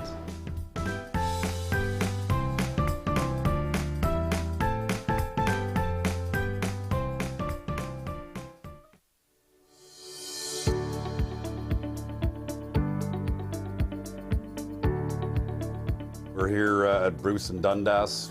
Somebody's stolen the street names that were here, so we're here to replace them. Our sign shop has just generated us 2 signs, so I'm going to go through the process of putting it together and reinstalling the street names. First thing, we got to center the signs. We do everything on this truck. We've got all the equipment on here to build, install, remove, repair, whether it's street signs, street names, posts, banners, Christmas decorations, and so forth. I'm going to basically just put the sign in the brackets, and we'll be doing both signs, of course. So I've got a cross bracket that I'm going to put in, and then add the top sign, which is this street we're on, Dundas. So I do the same there. We put the street that we're coming up to on the bottom, so they all basically have the same. The cross street will be on the top. We got to put some bolts in to secure them so nobody will steal the street name. We're ready to go. Just put this back and we'll go out and install this where the missing one is. Every year we do what we call a stop sign survey, where we go around and check all the stops. We clean them, make sure they're in the right spots, in good condition, not bent, and we also clean the street names, make sure they're good. As we're doing that, if there's ones that we decide we want to replace, we do that at that time. This year we're looking at approximately about 120 sets. It's very expensive to do, but we're continually, weekly changing street names because of either them getting damaged or people breaking them and taking them. So I'll put this on, and then I put a bolt through to secure it to the post. There we go. And that's good, we're done. Dundas and Bruce Ave are now ready to go.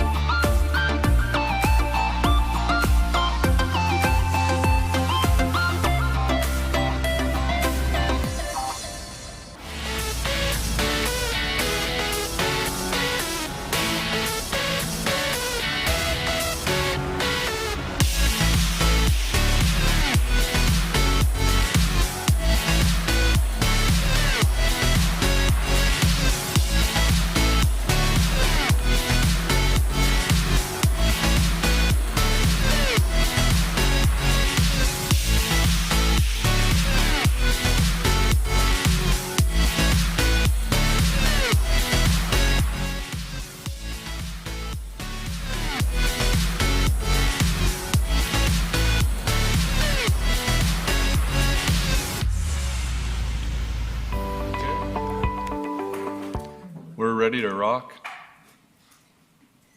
Okay, welcome back, and can you continue on here? We are now at Councillor Armstrong has something to say. Yeah, thank you very much, Chair. I was wondering if possible, I do have to leave just, I think probably by 4:15, so I'd like to move number 4 on the agenda up ahead of Reimagine Nanaimo, because we get regular updates on Reimagine Nanaimo, and I think the Mayor's Recovery Task Force is very important. Any objections to this? Okay, we'll adjust the agenda. That's okay, Ms. Gurry? All right, Yes, it's at council's discretion, so yeah. Up next is the Mayor's Leaders Table on the Mayor's Task Force on Recovery and Resilience, and this is to be introduced by Ms. Ligon. Thank you, Chair. And good afternoon, everyone. It's indeed my pleasure to bring back one of the key recommendations from the Mayor's Task Force on Recovery and Resilience, which was convened in May of 2020 and then wound up with final recommendations coming to Council for acceptance in late 2020. One of the key recommendations was to establish a Mayor's Nanaimo Leaders Table, and it would have representation of the Mayor and 2 council members, key social, cultural, educational, healthcare, technology, labor, arts, tourism, and business organizations, be chaired by the Mayor and be subject to applicable legislative support and oversight for complete transparency and recording of discussion. The specific recommendation contained in the final report was to establish the Mayor's Nanaimo Leaders Table immediately, to be informed by findings and recommendations from the various task forces and committees and other entities' plans, to create an aligned approach and collaborate on multi-levels of government asks for capital in infrastructure. So really looking at a broad array of leaders in the community to come together and align their capital asks to multi-levels of government, so we had a cohesive picture of the infrastructure required for Nanaimo.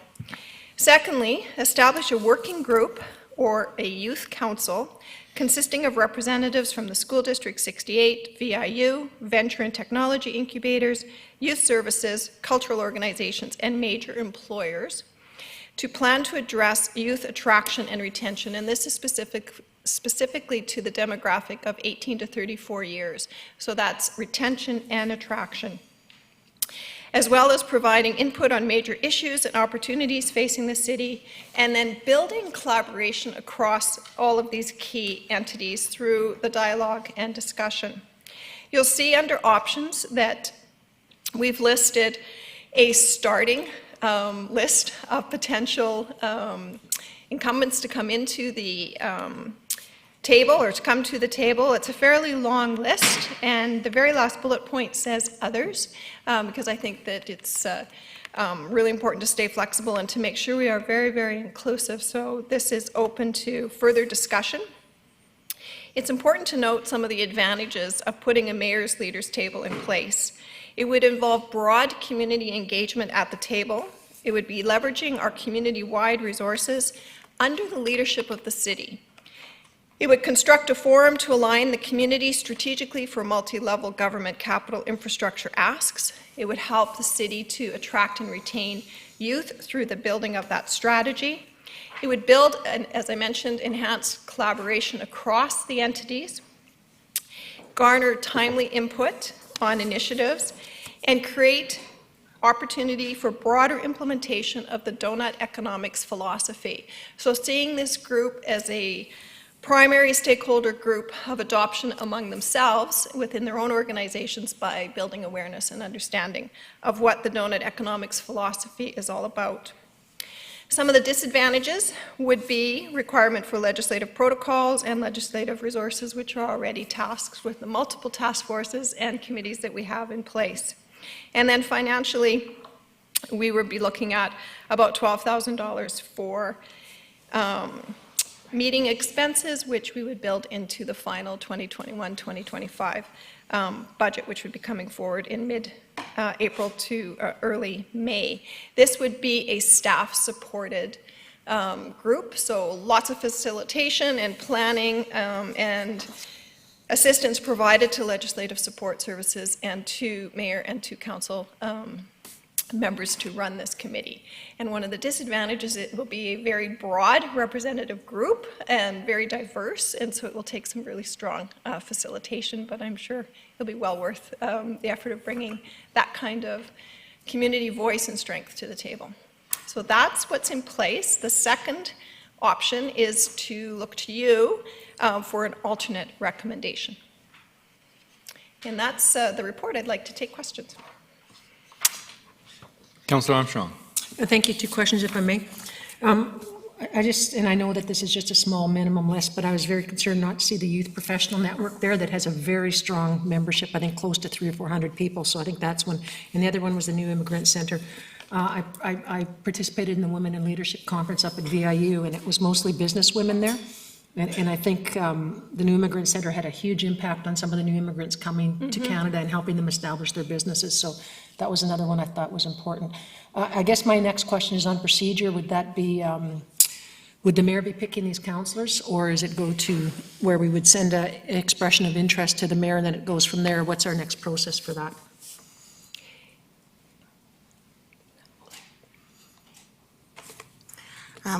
Thank you, Chair. Through you to Councillor Armstrong. So terms of reference would be presented, and normally with all of task force committees, in this case a leaders table, it would be voted on at the council table. So it being the mayor's leaders table, he could choose those 2 councillors, and that would be his prerogative.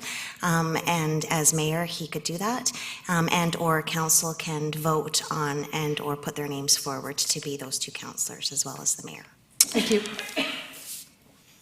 If I may, through the chair, follow up. So the terms of reference are not yet drafted. We're looking for comments exactly like yours, Councillor Armstrong, to help inform the terms of reference, which would then be brought back as well for finalization. Mayor Krogh? Thank you very much, Chair, and thank you to Ms. Legan for the report. Let me just say rather quickly, again, noting the hour, this represents the culmination of a lot of work by the Mayor's Task Force and all the people who participated in that process. And I would certainly hope it receives council support, and therefore I'm going to move the recommended motion as set out in the agenda. Councillor, seconded by Councillor Brown. Discussion I have, would you like to speak to it? Okay, Councillor Bonner. Thank you, Chair. Question, I guess, through the staff. What kind of animal is this? Because I'm familiar with committees and I'm familiar with task forces, so this is the table. Does it live at the mayor's discretion? Does it end at the end of his mandate? What are those things that we're going to figure out in the terms of reference? Precisely. Thank you. Yes, in the terms of reference. Okay, all right. So it's fluid. And just to add to that, the terms of reference would set out the mandate, and the mandate is following up on those recommendations that came from the report in the mayor's task force. So it would be, the mandate would be to complete those missions, and there is talk with the largeness of this leaders table, there could be subgroups that focus on those specific tasks to get accomplished, report back to the main leaders table, and then reports back to council. So we've already had some logistical conversations on how we would be able to manage such a large group and have it work effectively. Councillor Bonner, do you have any more? Oh, no, I have utmost faith that the mayor can herd cats just like the best of us. Mr. Rudolph. Just a comment on timing.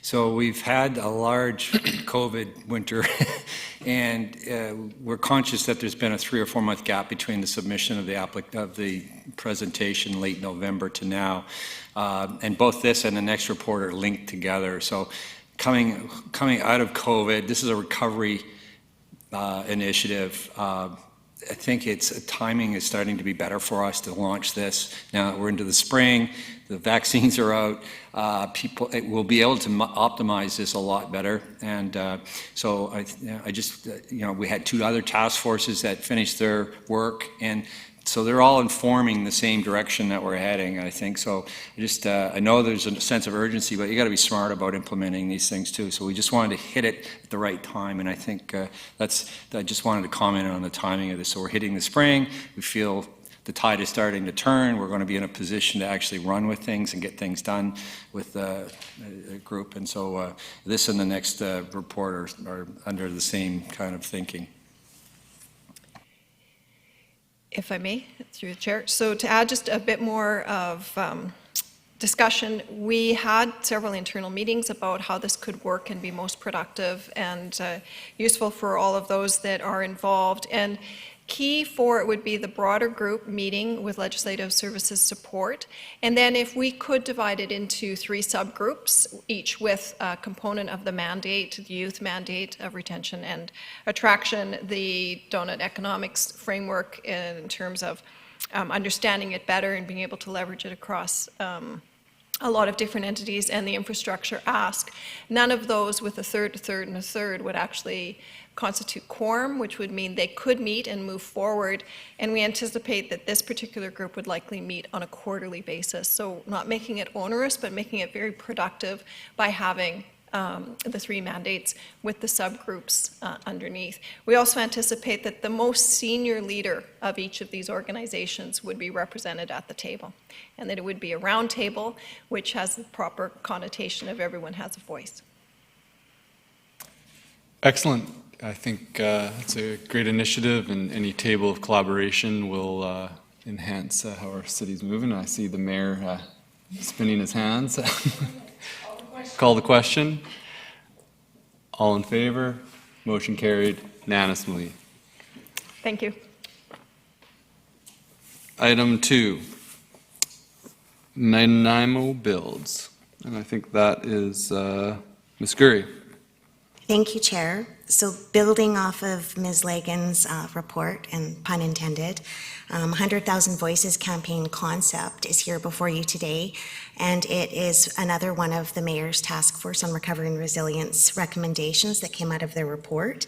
Nanaimo Builds was that recommendation, and more specifically, the recommendation was to create a Nanaimo citizen-directed campaign to instill enthusiasm for the natural and built assets of Nanaimo, opportunities for education, recreation, culture, businesses, and the sense of an existing vibrant community and community support for those most vulnerable. So basically helping citizens get excited about Nanaimo and investing in Nanaimo in a variety of ways. So Nanaimo Council has the unique opportunity to leverage the engagement momentum that Reimagine Nanaimo has been doing, and it's meant to align with that engagement and utilize it in the best way possible, so take advantage of it. We've already heard from so many more participants than ever that have engaged, so those that haven't normally or previously engaged with us on a variety of matters have stepped forward and done so. So using that engagement and actually hearing from the citizens, Council has the opportunity to hear their stories and hear as many of those 100,000 voices that possibly you can hear from. And it ties in nicely with Nanaimo hitting the 100,000 plus population mark. And it also builds into 2024, which is Nanaimo's 150th anniversary of its incorporation. So using this campaign to build that momentum and build enthusiasm in the citizens in Nanaimo, and moving into the 150-year anniversary for Nanaimo, a logo concept was created, and Ms. Feroki's been doing a lot of work on that, and it's Nanaimo 100,000. And there is a PowerPoint that is attached, and if I had played it, but because we're short of time, I'm just going to go through it. It shows the O in Nanaimo as a rainbow, which looks, a circular rainbow, which looks like the Reimagine continued. And it could represent an inclusive Nanaimo, which I think this council is striving for. It could represent the donut model, the continuation of the findings from Reimagine. The different colors of the O represents diversity of the 100,000 plus voices who are shaping our spectacular city. So basically, the concept of the O is in the eye of the beholder. So everybody could get a different kind of sense of what that O means, but it's inclusiveness, it's that togetherness. And in this campaign, should council move forward, there is an opportunity to build on reconciliation and anti-racism after hearing from those voices and hearing the stories and hearing how those folks, what reconciliation means to them, and building on that, and hearing from First Nation and Aboriginal folks in Nanaimo to see what they consider reconciliation and how they want to be reconciled with. It would be a great opportunity to build from that, hearing those voices and hearing those stories. And so we're here today for you to give us the go-ahead to come back to you with a marketing and communications plan, and including a budget on how we can do Nanaimo Builds and the Nanaimo 100,000 Voices campaign. Thank you, Ms. Gurry. Councilor Martman. Thank you. First of all, I'd like to move the recommendation. Seconded by Mayor Krogh. And I just want to speak. Yep. I just need to repeat it because I absolutely love this campaign. I love our city and the people in it. But the circular O, that was brilliant to be. Yes, it's an inclusive Nanaimo. The donut model and the continuation of the findings from Reimagine Nanaimo. The different colors in the O represents the diversity of the 100,000 plus voices who are shaping our spectacular city. Thank you. Thank you, Councilor Martman. Councilor Armstrong. Thank you. Well, I agree with Councilor Martin. This was at the table I was at. The economy with the outbreak rooms. And this was a big issue for the group in there because we have so many different ways we market Nanaimo. And they said one of the issues they would like to see is consistency instead of one time you have an emblem that looks like this, next you have something different. So what is Nanaimo? 1 minute it's the Harbor City, then it's the Hub City, now it's the Donut City. Like, so they want to see like one marketing strategy instead of 5 or 6 different ones. So I think that I would like to see that addressed in the report because that was an issue that came up at the table I was at, that we market ourselves so many different ways that there is no one set, what is Nanaimo? Thanks. Just to add to that, Chair, through you to Councillor Armstrong, one of the outcomes of this campaign, should it wrap up at the 150th anniversary, is this Nanaimo now? Like, is this the new logo, the brand? So that is one of the goals throughout this is to have that recognizable and. I would like to know the costs included to change all of our. Like, I mean, it's going to be probably well over $1 million to change the marketing. And again, that would be like years out and just part of the concept to see if it even gains that traction, if it's even something that is part of this. Great, thank you. Councilor Brown. Thanks, love it. I'm excited to see it develop. Just one small thing on the PowerPoint, it puts donut economics in just environmental responsibility. Just think it's bigger than that. It's everything. So I just don't want to see it get stuck there because it's all inclusive. So other than that, great. Really excited to see this unfold. So happy to support this. Very positive. Councillor Hemmons. Thank you, Chair. I really like the concept. I'm curious about its interplay with Reimagine. Because we are doing this huge engagement strategy, and I'm just curious if any thought was given to. You noted that we've had a dramatic upswing in engagement as a result of Reimagine, and I'm just conscious of doing too much and reaching out into our citizenry too much, or and potentially watering it down. So I like the campaign. I value the recommendations out of the Mayor's Task Force, but I'm wondering if you can speak to that at all. Thank you. Thank you, Chair. Through you to Councillor Hemmons. There has been conversation with the senior leadership team very involved in Reimagine Nanaimo, and it is meant to complement Reimagine Nanaimo or align with it. So the engagement that we've already had and the engagement that Reimagine is going to undertake going forward, it's utilizing that engagement and not, we're very sensitive and don't want to have engagement fatigue. So not coming at them from a whole bunch of different angles. So really just aligning this 100,000 Voices campaign with not only Reimagine, but a lot of the other good works that we're doing, the beautifying of the downtown and the improvements that council has given us direction to undertake. So it's taking everything that's already happening and aligning this campaign with all of those good projects and things that are happening already. So not to bog everything down or make it another thing on top of what we're already working towards. Thank you. Councillor Bonner. Thank you. Just quickly, if I may, recognizing the mayor over there is twirling his thumbs, is that I'm fine with going forward this. I just give you all a heads up. When being out on travel journeys and sitting around the campfire chatting, these types of anniversaries don't necessarily go well in Indigenous populations.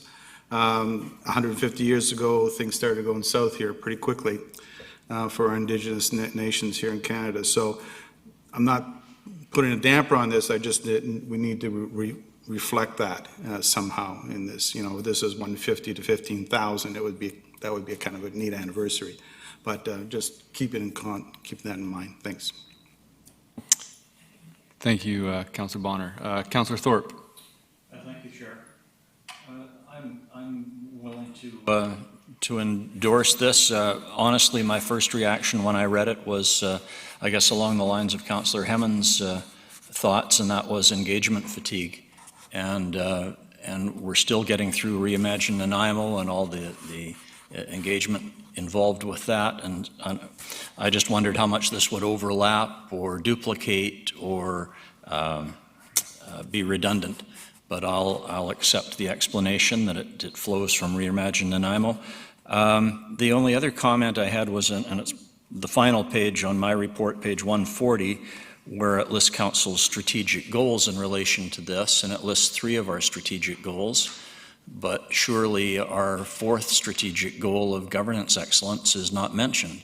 Now, maybe that's because it doesn't relate to the 100,000 voices. It relates more to council itself, but I hate to see it not mentioned, or I fear we've abandoned it. Please tell me that's not so. Thank you, Chair, through you to Councillor Thorpe. Absolutely not. Good governance and governance excellence is a goal of staff as well as councils, I believe, and I'm sure. And part of good governance and governance excellence does go back to the citizens. This is a citizen-driven campaign. In fairness to Ms. Faroki, we told her just to really shorten down the presentation, and so just to pick a few key slides. And yes, it should be noted, and it will be noted going forward, because governance excellence, of course, is a part of that. And this is just the concept. Before we actually give you the marketing and the real campaign communications and marketing tools, we wanted to just get your go-ahead to proceed today. Thank you. Just a few comments and then go to Just real fast, to comment on what Councillor Bonner said, which I agree with. I think the way around that is just to bring that to the POG so that we get input from SFN right away on how we're going to do our celebrations. Thank you. Excellent, great points. I'd like to echo just when I did read it about sort of the multiple fronts of engagement and marketing. I think that's something that we do really be mindful in. I think I appreciate staff looking to come true on some of these recommendations from the Mayor Task Force and looking how to integrate that in with what we already have going.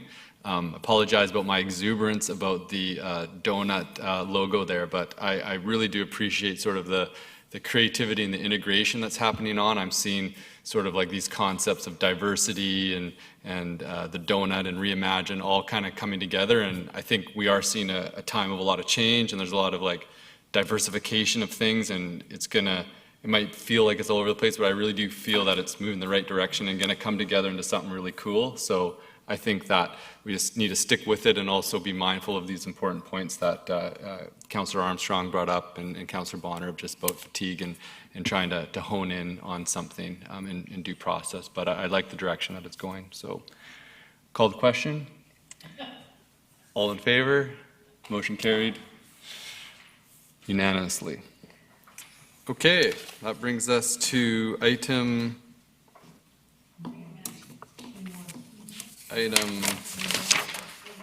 earlier, number 1, strengthening community service grant opportunity. Oh, a whole nother category. Thank you. Reimagine Nanaimo update on city portrait. Mr. Lindsay. Thank you, Mr. Chairman. I'm going to turn it over, given the time today, I'm going to turn it over immediately to Ms. Bhopal Singh just to give you a little bit of update on where we've been since we were last together as a group on the 10th and the next steps in Reimagine.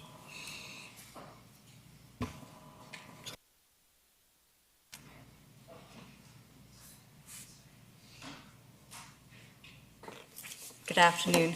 So I'm going to try and keep this as quick as I can. And first of all, start off by saying that hopefully in the next 10 minutes, I'm going to quickly overview the workshop we did on March 10th and a look at the draft indicators that came out of that, an example of a fully developed indicator and next steps. And start off by thanking you all for your very active participation on March 10th on our targets and indicators workshop, which was part of building our city portrait, following your direction to include the donut framework and integrate it into Reimagine. So first up, a reminder of our donut. So for those of you who in the audience perhaps haven't seen this yet, and members of council who have, we've got our Reimagine Nanaimo Phase 1 engagement with around the outer edge, how we live, how we work, how we care, how we move, that are part of the social foundations that we engaged on in Phase 1, and then building very directly on your strategic plan, healthy, connected, empowered, enabled, which is the donut, and then in brackets, linking that directly to Council's strategic plan, with some subcategories underneath that linking to the donut economics framework, and those social foundations that create a thriving community, then housed within the ecological ceiling. So again, from the donut economics model, but adapted to us, this framework. And this is the foundation that we are using to evaluate scenarios as we go forward with Reimagine. So what did we do on March 10th? We looked specifically at indicators and then also targets, reminding people and our staff that indicators should relate to things that the city has control and influence over and is legislated to do, and then picking existing targets, very much focusing on the advice from the donut economics framework to start with what you've got and build on it. So we had approximately 40 participants that included members of council and committees. We had 6 Zoom rooms, 75 potential indicators discussed, and 21 as an outcome that were upvoted. And this was an experiment, a tremendous amount of work from staff and our consultants to pull this together. And then, of course, without the participants, it wouldn't have been possible. So this is an example of what we were experimenting with, not only the Zoom workshop format, but a software called Miro. And what you have here is a whiteboard that was used in each of the Zoom rooms with the different indicators with all the work staff and the consultants had put together. And you can see on the right-hand side, use of dotmocracy and sticky notes, much like you'd use in a real-time workshop. And on the left, the Zoom rooms were framed around the different topics from the donut, the Nanaimo donut, enabled, healthy, empowered, connected communities, livability, and then 2 that were broken down with the ecological framework. So this is just a snapshot of a few of the participants, and some of you may see yourselves in there. And in terms of next steps, we are currently in the process of going through the results from the workshop and the input that was given, and going through a process of further refining those draft indicators that we got yours and committee members' feedback on, and then looking at getting some further feedback from staff and technical advisors. So some of those are included in the committees.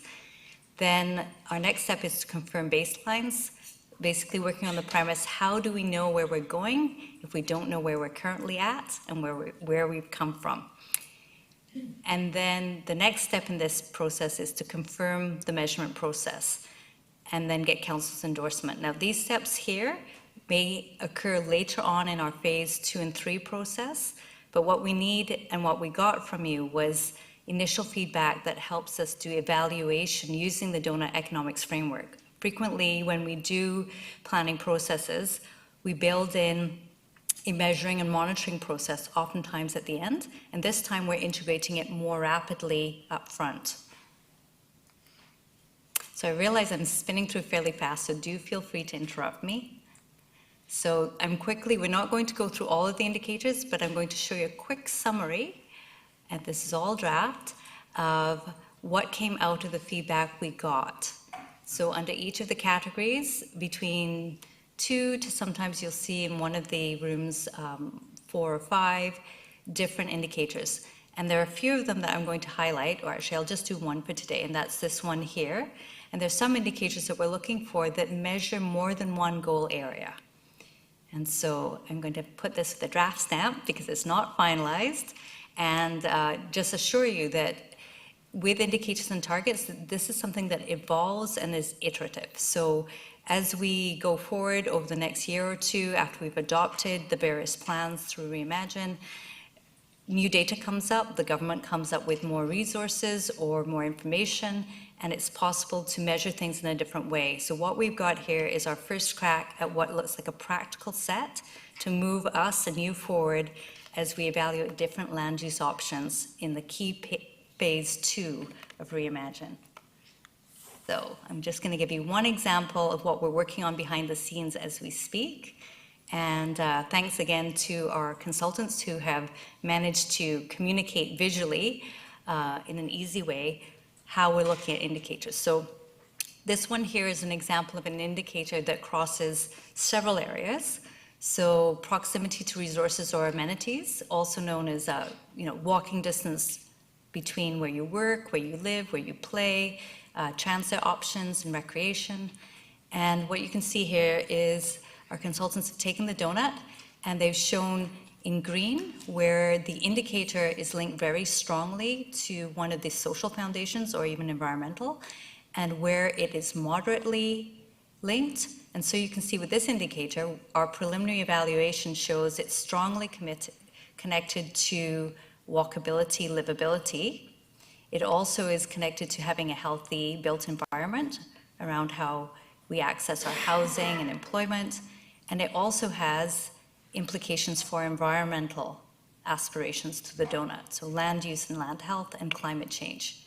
So this is just an example of what we're working to pull together for you, making sense of all the information that came forward from the workshop and the ongoing work we're doing with staff.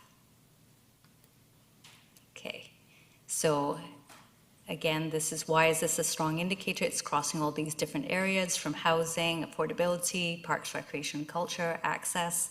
It's also an indicator that's reliable and readily available, and it's low cost for monitoring. So these are examples of all the things we're considering when we come forward with a good, strong set of indicators for you to consider.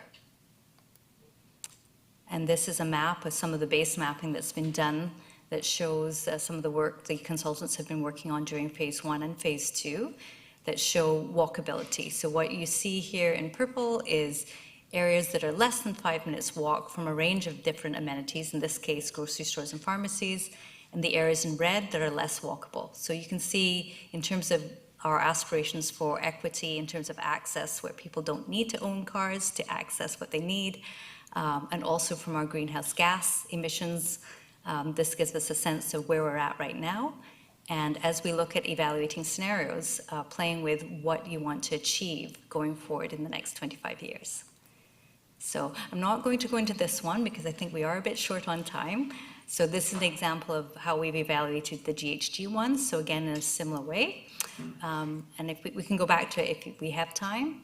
And again, this is walkability. And again, you can see the interplay between indicators now I'm going to go through to next steps. So this is where we're at. Through the donut, we have gone through an initial take on some primary goals and visions related to our Reimagine process. We're at this stage here, and we're doing this all at the same time, targets and indicators and exploring scenarios. So we're rapidly adapting and rolling with integrating the donut and keeping with our overall Reimagine timeframe, and I think we've managed to do that quite well, or we're managing. So what this is here is an example of how we're going to use those indicators in the next step. So I don't know if any of you have ever played the game SimCity. So essentially, we're going to do a version of that with you. It won't be quite as a game, but essentially it's the same type of factors we're asking you to consider. So Kelowna did this for their OCP. We will be doing this for all of our strategic plans that are part of Reimagine. So here you can see Kelowna has taken up to 4 different scenarios, and they have evaluated how well each scenario will meet some indicators. So I'll use this one here, which is the walkability, being within 400 meters of neighborhood or community services or resources. And they've done an evaluation of how each of their different land use scenarios will help them achieve progress towards having more walkable neighborhoods. And so this is just an example to show you of what we're hoping to work with you through as we go forward. Okay, and again, here's another example of how Kelowna did this. And again, we are trying not to reinvent wheels or donuts. And so Kelowna is being approached, and we're meeting with them to talk about how they did this and how we can use a version of what they're doing to work with you. Okay, so your next excitement with us is on April 29th, which is a workshop to evaluate different land use scenarios. And this is part of work to help us prepare for engaging the wider community during phase 2. Going back to them with up to 3 different options for how we go forward. And those options or scenarios could involve a range of different things that then get picked into one final during phase 3. So here we are here in our process. You can see we've thrown in the donut here, overlaying the original process that you endorsed. And the donut will continue to be integrated throughout our process. And so our next piece here is the workshop with yourselves on looking at different options or scenarios. And please note, we use the word workshop and charrette interchangeably, and I do apologize for that because some people may not be clear, but essentially a charrette is a very interactive style of workshop that often is very visual, and it's often used interchangeably, so just for people who might question the difference between the two. So this is where we are here at the GPC here. You're getting an update on that piece, and we are aiming to come back to you on April 29th. To look at different land use scenarios using the different indicators that we've come up with your help as a framework for evaluating them. So I realize I'm going very fast, so I will pause there and see if you've got any questions or comments. Councillor, thank you very much. Councillor Bonner. Thank you, Chair. Just a quick question on, I'm looking at on page 7, it's the second slide. It's the sample base map for grocery pharmacy access. There's a fair amount of white area in there, and is that because we haven't figured it out yet, or? Okay, based on what I know of the city, so for example, in these areas here, these are areas of the city that are undeveloped at this time. So I guess what could have been overlaid in this case would have been the Linley Valley Park area, for example. Yeah. I'm specifically looking at Northfield Road where I live, and I'm within 3 minutes of a grocery store, a drugstore, a liquor store, a pub, a cannabis store, a church, gas station, dentist, bakery, vape store, and place to sell sex toys. So I'm pretty well right in the middle of everything there. But it's not, on both maps, it shows that it's not that walkable. Is there other conditions there? There may be, and I would have to check with our GIS pieces on that. So what you're saying is the area your neighborhood isn't showing up in either a purple or a blue It's right at the corner of Bowen and Northfield. That's where all those shops are, like right in that, they're all within a block of it. So Grocery or pharmacy access.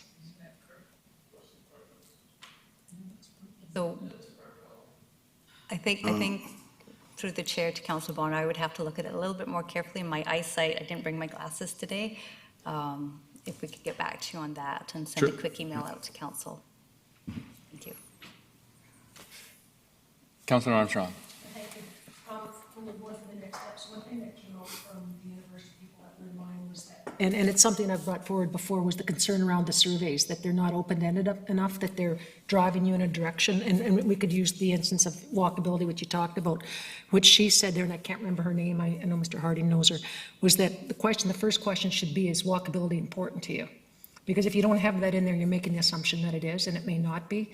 Or, like the same thing with, like density, is it important or not? So that was something, and I heard that from, again, and I brought it forward to Mr. Lindsay and yourself before. I probably had 50 emails on that, on the Reimagine survey, that they found it was very one-directional, pointing you in a direction, and they believed that it was a survey that wanted you to go in a direction and it wasn't open-ended. So I would like to see more open-ended surveys around that, because I think that's really important if we're going to capture it, because, environmental may be very important to all of us, but you may find that 80% of your city it's not, which I don't think is going to happen. I think it's probably going to go the other direction, but I think that's a really important piece, because we're supposed to be representing the citizens of Nanaimo, not necessarily our own beliefs, and it's important to know what their beliefs are.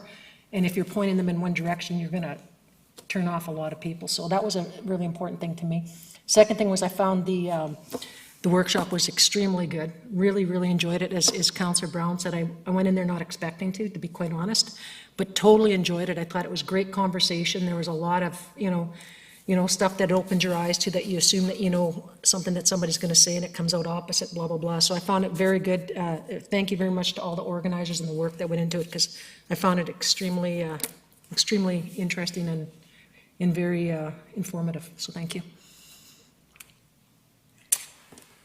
Thank you.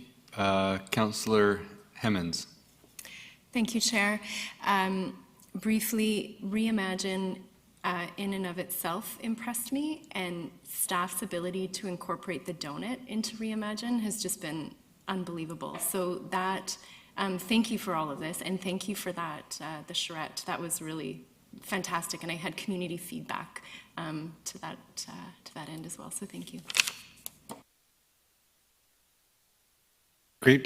Just a couple quick questions. I definitely can see, first of all, thank you so much for the charrette. It was a great process, and a lot of work went into it. With the indicators, I can really see after the conversation that it is quite an iterative process, and it's not a simple thing to establish. And I think in it, there's the indicators, then there's targets, and then there's like goals that we're setting. And I think I don't feel 100% that I'm clear on what are the goals we're trying to achieve. Sort of like establishing indicators, and then the goals are kind of in a few of the statements that are around there. But I'm curious, will it get refined to a place where we're saying like, we're trying to achieve this, this, this, this, and this is how we're going to measure it, and then that will, the scenarios will reflect those statements. Like, will it come down to that clarity, or sort of what direction are things moving in terms of that? I'm not sure. Do I say through the chair to the chair? Okay. Yes, that is our hope, that is the intent. And you will have noticed, and I don't have a slide that shows it, but when we were in the workshop, there was like a goal statement that was tied back to the donut framework, but again, bringing in council's strategic plan and our OCP. So those statements and all those pieces are part and package. Our challenge is we're doing everything at once in order to get the donut integrated. And so normally, and I think perhaps this slide here might help. Okay, I think this one here is the donut here, and perhaps the goal statements we need to show you a bit more clearly, but they were at the top of each of the mirror boards for consideration as preliminary goals, tied back to both the donut economics, but then integrating all the different pieces. That was our attempt to do that. And so I think we have the opportunity to come back to you through the scenarios workshop to confirm those pieces. So I don't know if that helps with the conversation. We're kind of, what we've done is we've almost melded visions, principles, and goals and indicators all together as we're evaluating that piece. So that is our hope, is to clarify that. And maybe what we can do is actually send you out, would it be helpful if we sent you out like a summary of where those are tied back to the donut economics framework to see how those resonate? If it's something that can be done easily, and yeah, that'd be great. And then that's good. Thank you. Any other questions? And that was just for information. Good. Thank you. Okay, thanks very much.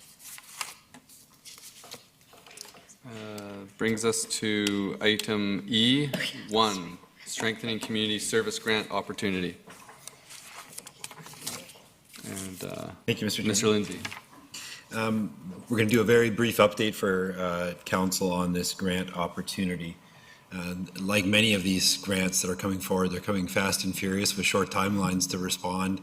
The specific one, which is to assist people that are experiencing homelessness and the community impacts of homelessness, came out just at the end of last month, so I think it was late in February, and has a deadline of April 16th. So our intent today was to give you a little bit of update of where we are in that review process, but we ultimately need to come forward to council for a resolution prior to the 16th of April.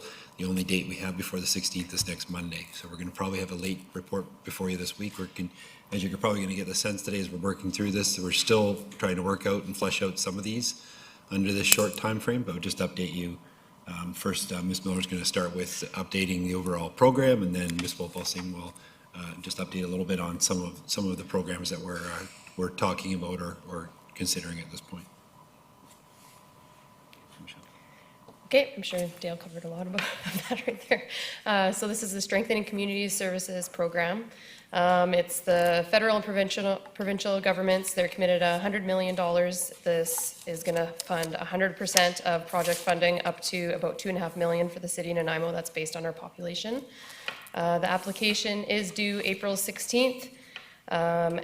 Eligible expenses can be incurred a little bit backdated. They said to September 2020, so we can be incurring expenses, right now that would be eligible. Usually it's not until after approval, so that was just a little tidbit that we put in there. And the program is focused on supporting unsheltered homeless populations and addressing related community impacts. In order to be eligible, the project needs to demonstrate evidence of need in the community. And a big thing is that it is a temporary solution. It's to address urgent and immediate needs related to the unsheltered homeless, and it does not create ongoing long-term financial obligations that cannot be supported by the applicant. So you need to either show how you will wind the program down or how it will be passed on to either another organization or that you can continue to finance that yourself, but there needs to be proof for either of those in order to be an eligible project. The intended outcomes of the program are improved health and safety of unsheltered homeless populations, including reduced risk of COVID-19, reduced community concerns about public health and safety in neighborhoods, improved coordination among stakeholders working on housing, homelessness, and service provision, and increased capacity to work with homeless persons towards culturally safe and trauma-informed responses. So as Dale said, usually we're always coming to you with these grant programs saying, make a decision now. So we thought that we would come and provide you with some of the ideas that we've been talking about and some of the things that we think we could pull off in this one-year time frame. So Lisa is going to go through some of those projects with you. Through the chair to council. So what we put together is a list of different options that we're looking at to come back with you to. What we understand from the funders is it doesn't have to be one project, it can be a combination of smaller projects. And so I'm just going to run through 3 different subcategories of projects that we're exploring. One is directly temporary sheltering for those who are currently homeless or at risk of homelessness. Co-design and launch of a systems planning organization, and this is specifically to homelessness response. And you will be aware from the Health and Housing Task Force final report and action plan that this is one of the implementation steps of that, and then a series of other smaller initiatives. So first, in terms of temporary sheltering, we're looking at a variety of different locations. One of the options can be looking at scattered site housing, where housing could potentially be leased and managed by an operator. A temporary weather shelter, so that would be a homelessness shelter not unlike what we see at St. Peter's or the Unitarian. The focus being on priority populations, so you'll be aware from the Health and Housing Task Force that within those who are homeless, there are subcategories who have higher levels of vulnerability because of the past, for example, Indigenous community members and then youth and others. Looking at management of those sites and building in some cost towards that, making sure that whatever is provided is done so and funded in a manner to be culturally safe and based on trauma-informed practice. And then also the other consideration is that the projects must have a plan in place for either winding down or continuing beyond the funding that's provided for that 1 year. So what we've got here is some preliminary work that we put together on what that could look like in terms of managing a shelter site plus some scattered housing in up to 5 locations. And that might include renovating an existing building to be a temporary shelter that would house people who are struggling with homelessness. And then in terms of a systems planning organization, looking at what aspects of implementing the Health and Housing Action Plan would be eligible for this funding. So again, putting together a cost based on what we got from the consultant there. And what you can see here is an addition of monies that add up to a grant application of up to 2.5 million and maximizing that. So here's a series of other initiatives. And again, what we will be coming back to you with next Monday, March 29th, I believe, is we'll be coming back to you with a motion for support, which is necessary for the grant application, that packages together a series of these different options. And we're still, you'll understand that this announcement came fairly rapidly, and it's putting together a grant application is no small feat. We are very grateful we have a finance department that does a huge part of the legwork for us. And so you can see we have some existing work that can be extended and continued and built upon, whether it's our portable toilets, downtown shower program, urban cleanup. And so there's a range of different options there for you to consider. I'm not going to go through them all in detail, but it gives you a sense of what we're working on to come back to you with.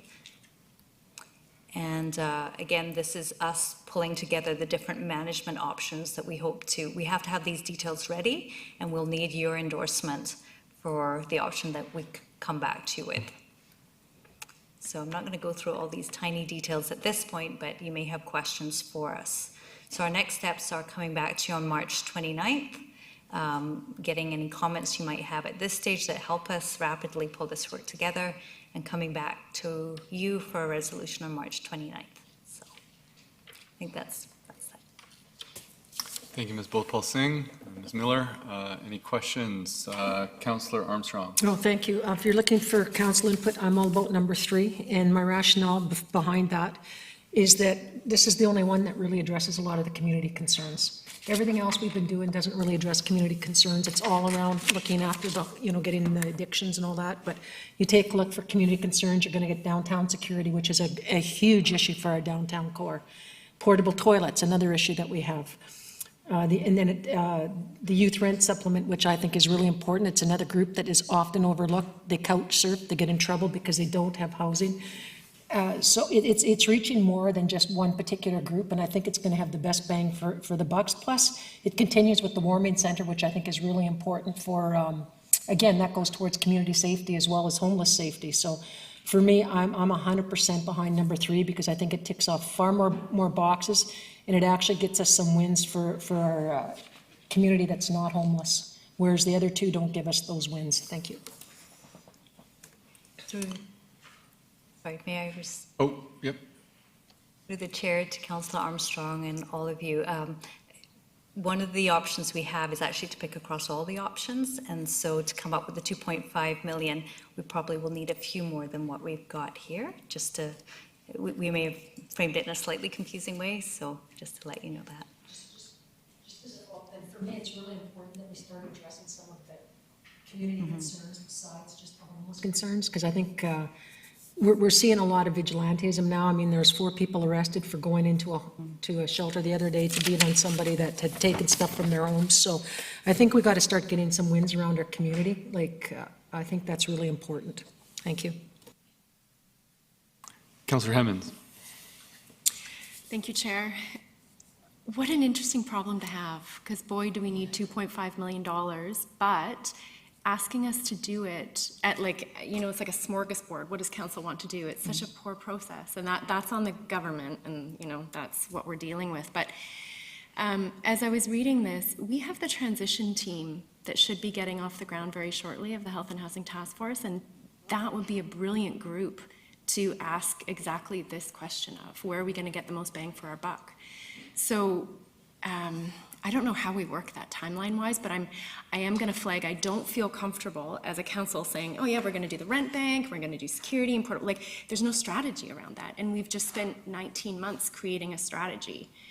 So my question is, how can we pull in our community on this? How can we make this so it's not a council decision today, what to do? So through the chair to Councillor Hemmons, and also to respond to Councillor Armstrong, what we tried to do was balance a range of different concerns, number one, and because the funding actually does allow for that balance. And then number two, we did look back at the Health and Housing Action Plan, looked at pieces around both prevention response and crisis response in some of these opportunities. So things like the rent bank and supplements are preventative, and then others. And so we did try to take the Health and Housing Action Plan into consideration. Our challenge is that the transition team and the timing for this, we have to come back to you for a resolution before we can submit the grant application, because the grant application requires that as a must. And so timing-wise, we are really challenged to get that piece. But we do hope that we are we are actually fortunate that we actually had the Health and Housing Action Plan complete to reference. So it won't be perfect in terms of getting the transition team and the feedback. Typically an SPO might be, the Systems Planning Organization might be tasked to do this, but due to the timing and the fact it's got to be complete within a year after the funding's issued, we're reacting with some thought and strategy. I don't know if Ms. Lindsay has anything to add. Just in terms of trying to be inclusive and capture other ideas, council did get a letter, I think it was early at the start of this year or late last year, from a number of the service providers in the community that had I think there's 5 or 6 bullet points with their recommendations in it. So as part of this, we've met with the chairs of the Homeless Coalition, went back and referred to that letter, and there are recommendations from that letter. I don't have it in front of me, but that are reflected in this package here, including the scattered site housing and the additional shelter space. I think are 2 from memory, but there's certainly the attempt was to try to incorporate that input into this overall package. Councillor Martman. Thank you. Through you, I'm just needing clarification on the process or the outcome. So we have 2.5 million we can apply for. And then in the budget summary, there are items such as the warming center or the shower program, etc., which we already have in our budget. So, but these were to be for projects after 2020 and in between, etc. So would we possibly include these in our list, and if they're funded, then we can take that out of our budget and would be able to use it for other items? That is an option for us, yes. Okay, thank you. So can I add to that through the chair is, and I think Ms. Miller mentioned it in the presentation, it's kind of an unusual grant, and then allows you to retroactively go back and recover costs. So some of the things you'll see in that are like the shower program, our cleanup program, the money that council set aside to the Community Connect program, the security within the Old City Quarter. Those are things that we could include in the package and attempt to recover. And you're right, if we're successful, then the monies could return to those funds, and it would give that opportunity for council to put them on other priorities. All right, thank you. Councillor Bonner. Sort of along the same line, Councillor Martin. The way I see it is, and just so I'm clear to everybody here, is that this is a very good example of the city starting programs and then the province coming by and picking up and starting to pay for them. This is not downloading, this is the province helping us out on our things. That's the way I read this thing. So with that said, if we do all of these things, the process here, I think from a financial point of view, is the money that we don't spend from the city taxpayers' money on these items and the province pays for, that would just go back into our surplus for next year, in theory, if we don't say we want to do with it something right now. Am I correct? There are some items and some that are not. I know it's a busy table, where there are 2021 budget amounts. I've tried to make it clear there. Those amounts then, yes, potentially can be repurposed elsewhere. I tried to extend it to if we wanted to do it partway into 2022. Not all of those amounts are budgeted for in 2022, so that would just be, we would have to choose whether we wanted to apply for those in 2022, but for 2021, yes, that would be the case. And I'm not sure if I understood Councillor Hammond's question or the answer to it is, have we actually reached out to members of the community, our community partners, and asked them what they thought we should be doing? We've asked several of them if they have the capacity, because obviously to operate some of these things, we've faced challenges in the past where we've had opportunities to do things, but the capacity of organizations to take them on without detracting from what they're already doing is a challenge.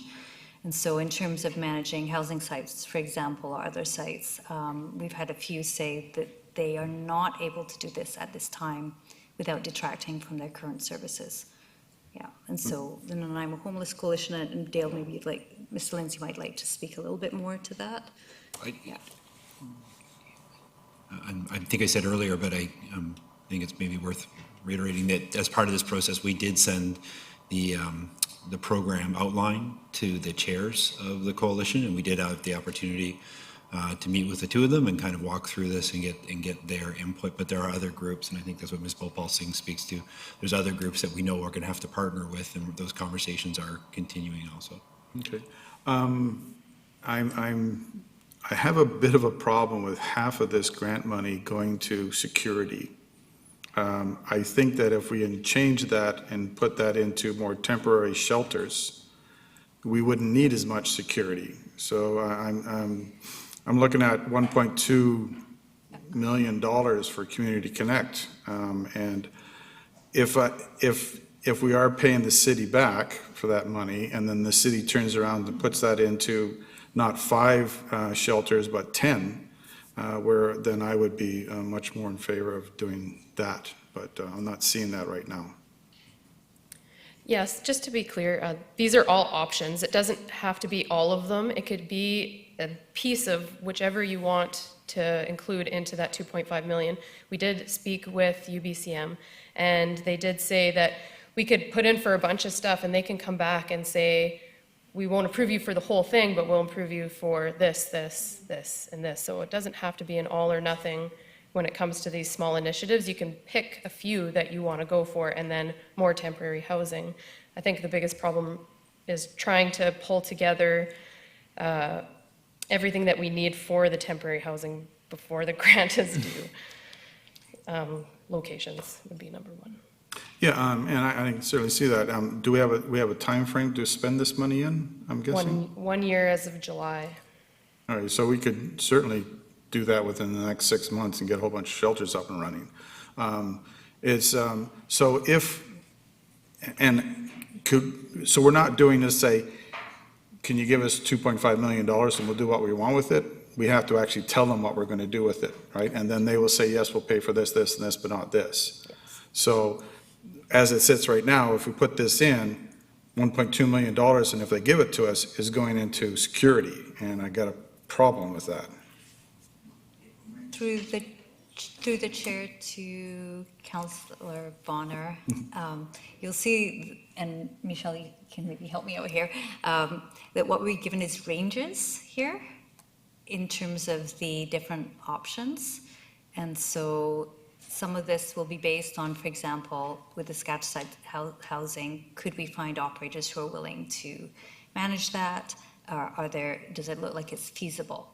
So this, for example, is just the rent portion, not the other management pieces. And then the downtown security piece, again, is a range depending on how many of these other pieces we can get in play.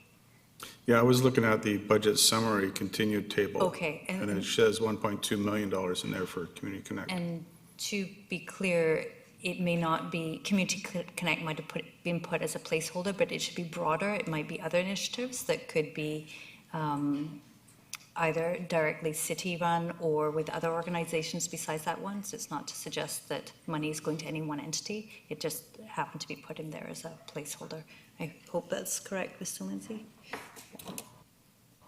And to add you, through the chair, it's somewhat unfortunate in the timing because you have a GPC meeting on April the 12th that we're getting ready for. And one of the discussion items at that meeting will be this overall discussion of downtown security. And as I'm pointed out here, council's funded until the end of June, but we do not have funding beyond that for the Connect program. So how do we want to carry on with any additional security downtown? If so, it could be a number of different scenarios. It's not necessarily the extension of that one program. It could be additional or augmentation of our existing downtown security program, for example. So those are the types of discussions we're hoping to have on the April 12th meeting, but we're not quite at the Your meeting will automatically end in a few. Somebody didn't pay their fee here to, I see what you're saying, but it's still all security, right? That's my problem here. Like if we took half of that, $500,000 and put it into shelter, we wouldn't need the security. That's my point here. I think I'm trying to gather here. Yeah. Through the chair to Councillor Bonner, and just for process purposes, so if that would be on the floor at next week's council meeting for debate or pulling out or using the money elsewhere type thing. I think staff today are just bringing forward all of the potentials for that. That's my understanding.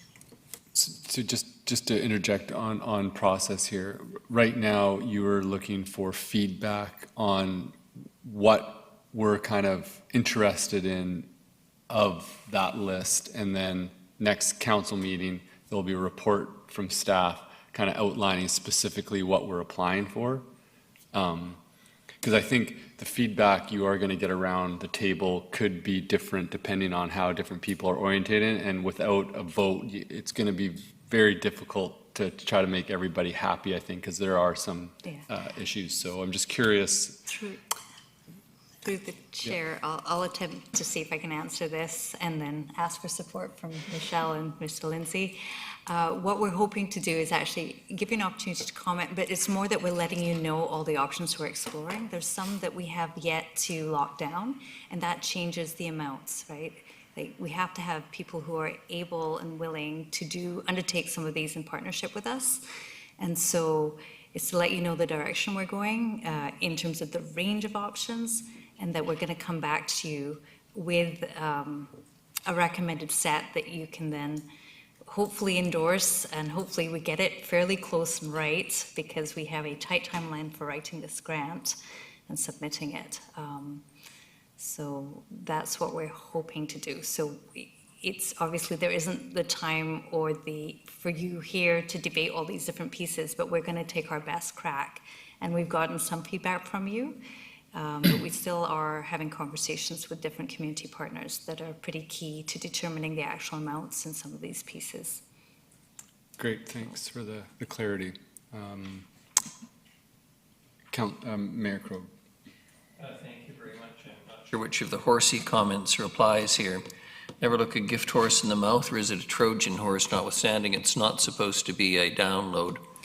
I don't know how in the real world you set up a temporary shelter with some temporary money and then turn around next year and say, well, folks, you're on your own. Victoria's just about to face that political nightmare of shutting down the camps in their city parks. And yet at the same time, if we turn it down and we don't come up with something, then the provincial and federal governments can say, look, you whine all the time about this, and we offered you money, and we gave you solutions, and you didn't take advantage of it. I think you're coming to the conclusion that I'm less than impressed with this as a way to spend $100 million.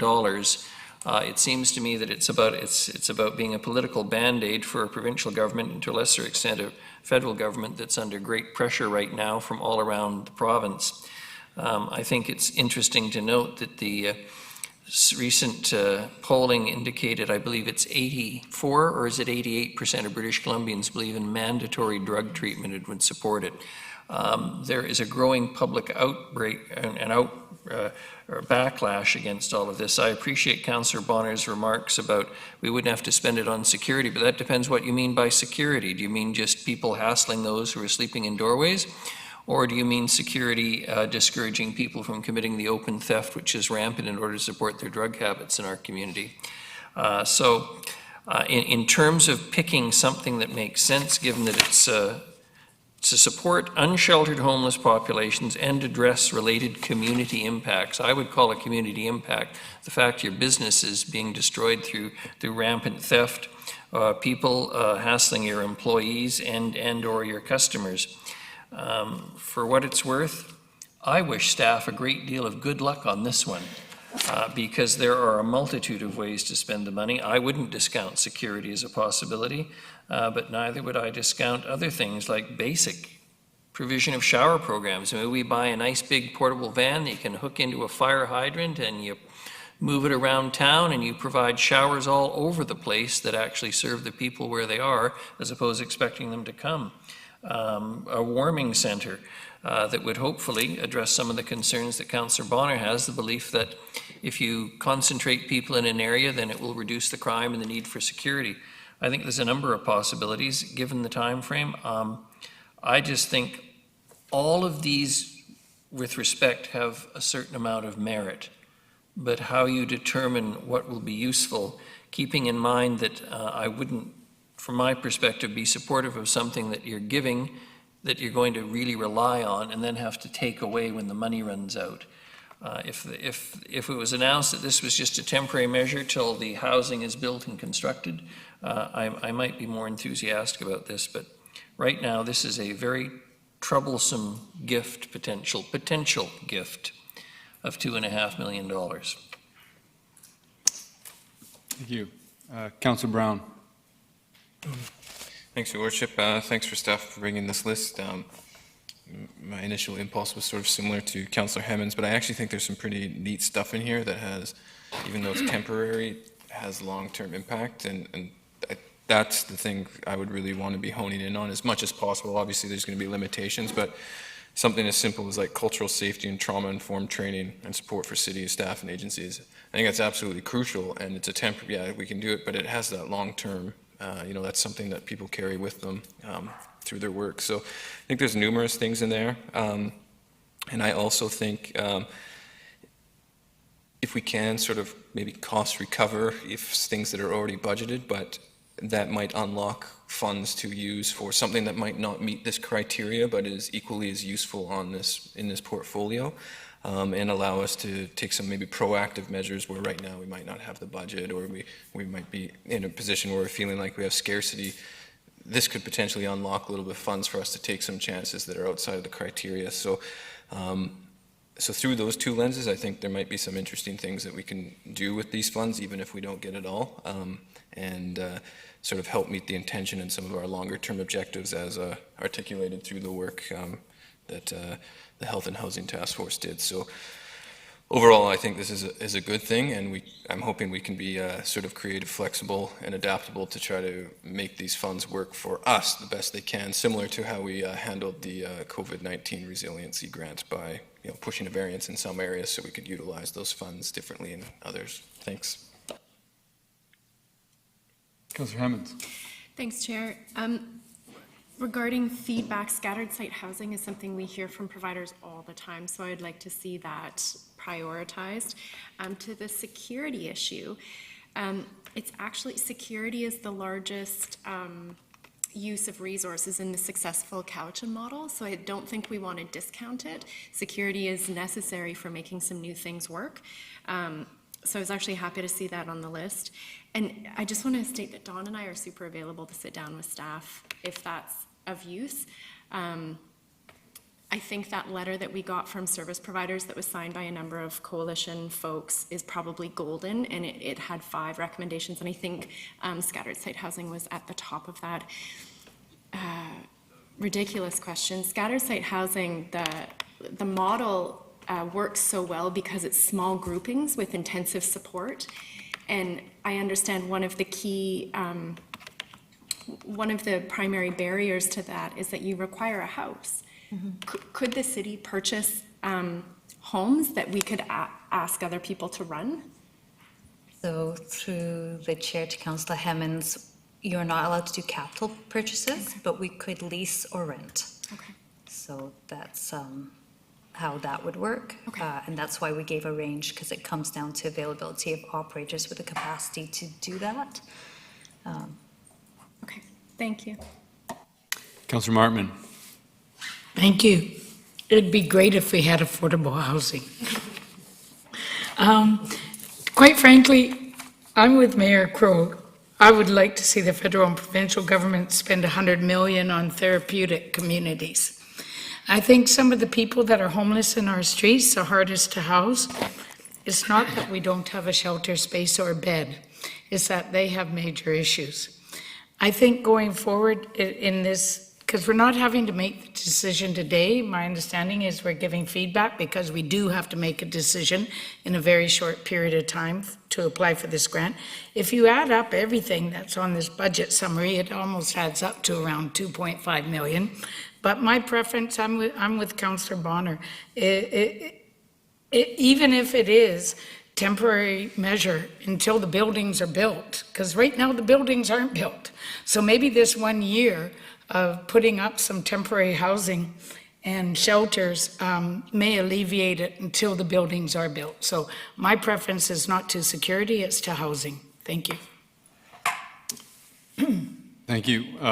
Yeah, a few comments. Thank you, staff, for putting this together. It is a very tight timeline, and it is a reminder just sort of the need of, I think all levels of government are scrambling to figure out how to address this serious issue that we are facing with homelessness, addiction, mental health, and to me it's just a reminder of the need for us to scale up our capacity to be able to metabolize these things that just kind of get lobbed, every few months onto our lap, because it's, I think of all the other stuff that we're having to deal with, and then these things coming up, it's a lot on our plate, and so I appreciate the effort that went into putting this together. I think that we've gotten a lot of feedback from the service providers. We have the health and housing task force, the health and housing strategy, our affordable housing strategy. There's a lot to draw on of strategic items to base this grant application from, so I appreciate the attention to that. Also leveraging what our other service providers are willing to take on, because we do need to have folks to be able to manage it. I think that investing in the scattered site housing is really critical. It's something that has been asked about, and I think it can alleviate some of the pinch points that we're seeing. We can't hold back people congregating and trying to find a place where they can be. And I think the point about the right ratio of the scattered site housing, and there is a question about security just to make that workable in there. And so I do appreciate the attention to that. And I think in terms of scaling up our capacity, I do like the idea of, if there is funding for positions to be able to provide, human resource capacity for coordinating, like I think that was item 2 for the SPO. I think that is pretty wise if we can. As much as I like to see stuff on the ground and resources, we do need extra people to support. So thank you. Hopefully that was helpful. Input from council all over the place, and thank you. And we definitely understand that we're doing our best under tight timelines. So I guess we'll see that next week, a report that we can vote on and debate if needed. So is that it? I think we are on to the Public Art Spaces Group draft guideline process. Ms. Wark. Hello. I hope you have some brain power left for some decision making. So tonight, it is tonight, there'll be 2 reports for decision, both related to public art or art in public spaces. The first report is coming from the October GPC, where Mayor and Council endorsed the creation of a public art working group. And so tonight's report will propose the process for forming that group and the guidelines that group would follow. And then the next report after that is around deaccessioning a few pieces from the public art collection. And so here to present the reports is our culture manager, Ms. Julie Bevan.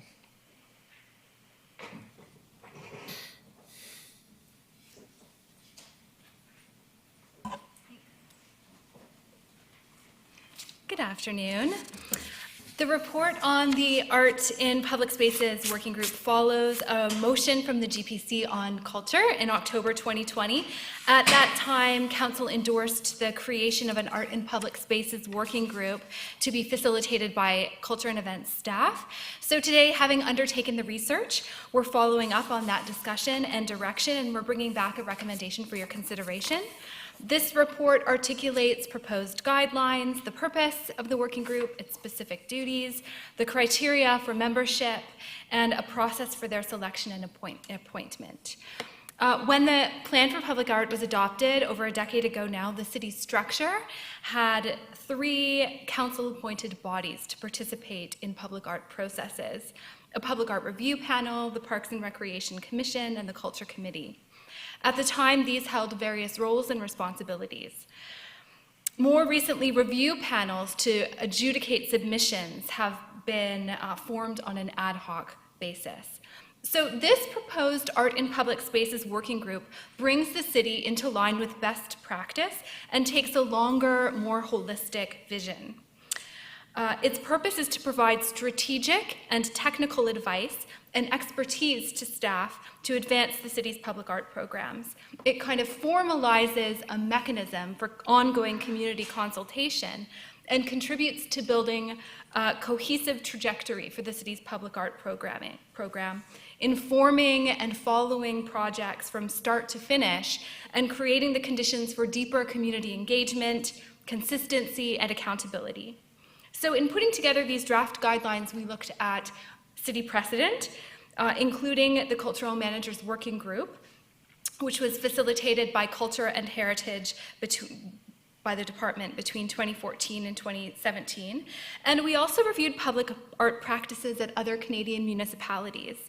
Our research involved a review of a 2020 public art governance survey that was commissioned by the City of Markham and included respondents from 28 municipalities, a review of policy documents related to the City of Victoria's Art in Public Spaces Committee. We held meetings with staff from the City of Victoria, as well as the City of Ottawa, and a meeting with the current chair of the City of Victoria's Art in Public Places Committee. So the purpose of the committee that we're proposing is to collaborate to advance priorities articulated in city plans and policies and subsequent updates to these plans, to provide strategic and technical advice and act as a resource on matters relating to art in public spaces, to champion the role of artists and creative practitioners as professionals, and promote processes and policies that support the livelihood and the well-being of those involved in the creative economy, and to promote awareness and understanding of the public value of art in the city and its potential roles in the public realm. Another purpose is to contribute community-based knowledge related to equity, diversity, and accessibility. The working group will advise and consult on specific matters related to public art, including, but not limited to, collection management, conservation, interpretation and knowledge creation, donations and sponsorships, private sector projects, community art projects, and other issues. They'll review calls to artists, requests for proposals, and other competition processes to provide feedback. And they'll serve on selection panels for specific art projects and make recommendations that will come to council for final approval. What we recommend is an open call for applications and an invitation that invites people with demonstrated experience or training in aspects of visual art from a variety of professions. We're looking to form a group that is interdisciplinary and inclusive. So thinking about people who come to the table with experience in the expanded sphere of public art, artists, arts administrators, educators, curators, Indigenous knowledge keepers, architects, design professionals, and so forth. Based on these applications, council will appoint 5 members as volunteers for a 2-year term. So I'm happy to answer any questions about what you have in front of you. Thank you. Councillor Martman. Thank you. Thank you so much for your presentation, and this is great. Art in public spaces is incredibly important for our culture and our city. So I just wanted to move the recommendation. Any question? Mayor Craig? Thank you very much, Chair. I was going to thank Ms. Bevan for the excellent presentation, say how much I support public art. I mean, how many North Americans spend millions and millions of dollars each year traveling to Europe so they can go to public art galleries, so they can go to churches, so they can look at statues in piazzas and all over the place. And so the more we can do to enhance public art, absolutely. And Councillor Martman beat me to the motion. That's why I seconded. Councillor Bonner. I think the answer to the mayor's question right now is 0, but I mean, it's going to pick up. Thank you very much, your support. Call the question. All in favor? Motion carried. Item.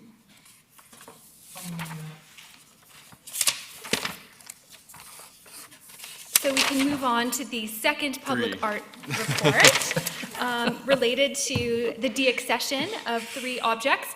So this, assessing the condition of public artworks on a regular basis, undertaking maintenance, and deaccessioning objects when necessary are all normal processes, and they're part of caring responsibly for a public art collection.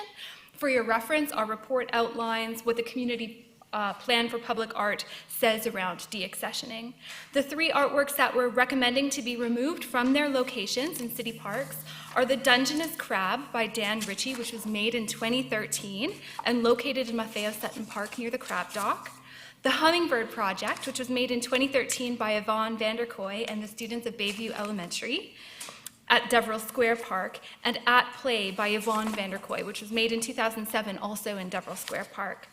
My colleague Alison Collins has been in dialogue with the artists, Dan Ritchie and Yvonne Vanderkoy, regarding the status of these artworks and this recommendation. Should you approve these deaccessions from the collection, we'll continue to work collaboratively with these artists and ensure that they're in the loop as artworks are removed from the park in a respectful way.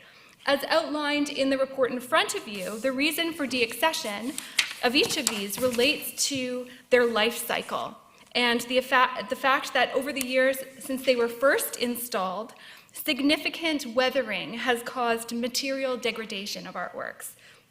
Each of these 3 art projects were created with the intention of having a limited lifespan with materials suitable for temporary exhibition outdoors.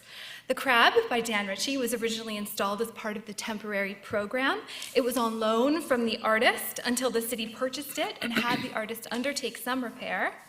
As a temporary work initially intended to endure a few seasons in the elements, after 7 years of display next to the water, its surface treatment has eroded significantly, and we've included some photos. It's also sustained damage to the front claw. This is an artwork. I'm sure you all know it. People physically interact with it in the park, and given its current condition, further degradation of the work's integrity is expected. Should you approve this recommendation, our plan includes offering the work back to Mr. Ritchie should he like to reclaim some of the cedar. In the case of the Hummingbird project and At Play, our staff has been in dialogue with Yvonne Vanderkoy, met her on site to review the condition of the artwork together, and as we move forward, she will participate in a process to identify a selection of panels that may be reclaimed, either to go back to her as the lead artist, to Bayview Elementary, or the children initially involved, and it's our understanding that that was the original intention. Other panels that have sustained too much damage will be disposed of. The current and past principals of Bayview Elementary have been engaged in the conversation, and members of the South End Community Association have also been made aware of the intention to remove the project from the park. We know that there's an appetite to discuss new art projects and opportunities for creative placemaking to activate the park and reflect the community of people who use it. Certainly in all three instances, these were thoughtful and skillful contributions to the public sphere by Nanaimo artists and works that have been well loved in the places that they've occupied. We know that they'll be missed. All three artworks have been photo documented and records of them will live online. So I'm happy to address any questions you have related to this report. Thank you. Mayor Krogh.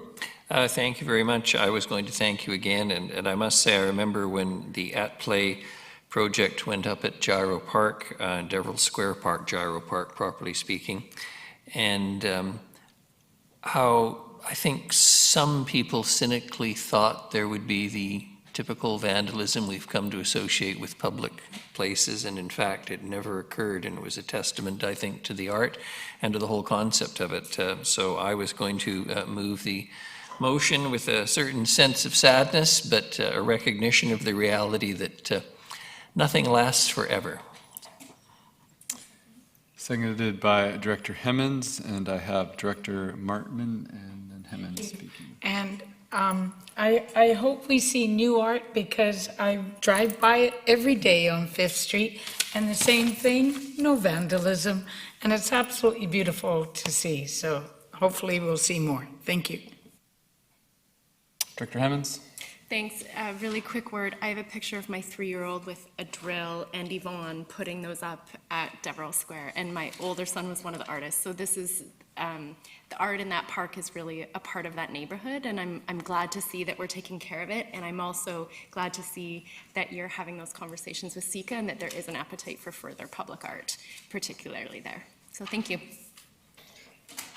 Oh, the passage of time. All in favor? Motion carried. Motion to adjourn, Director Krogh, seconded by Director Martman. In favor? GPC adjourned.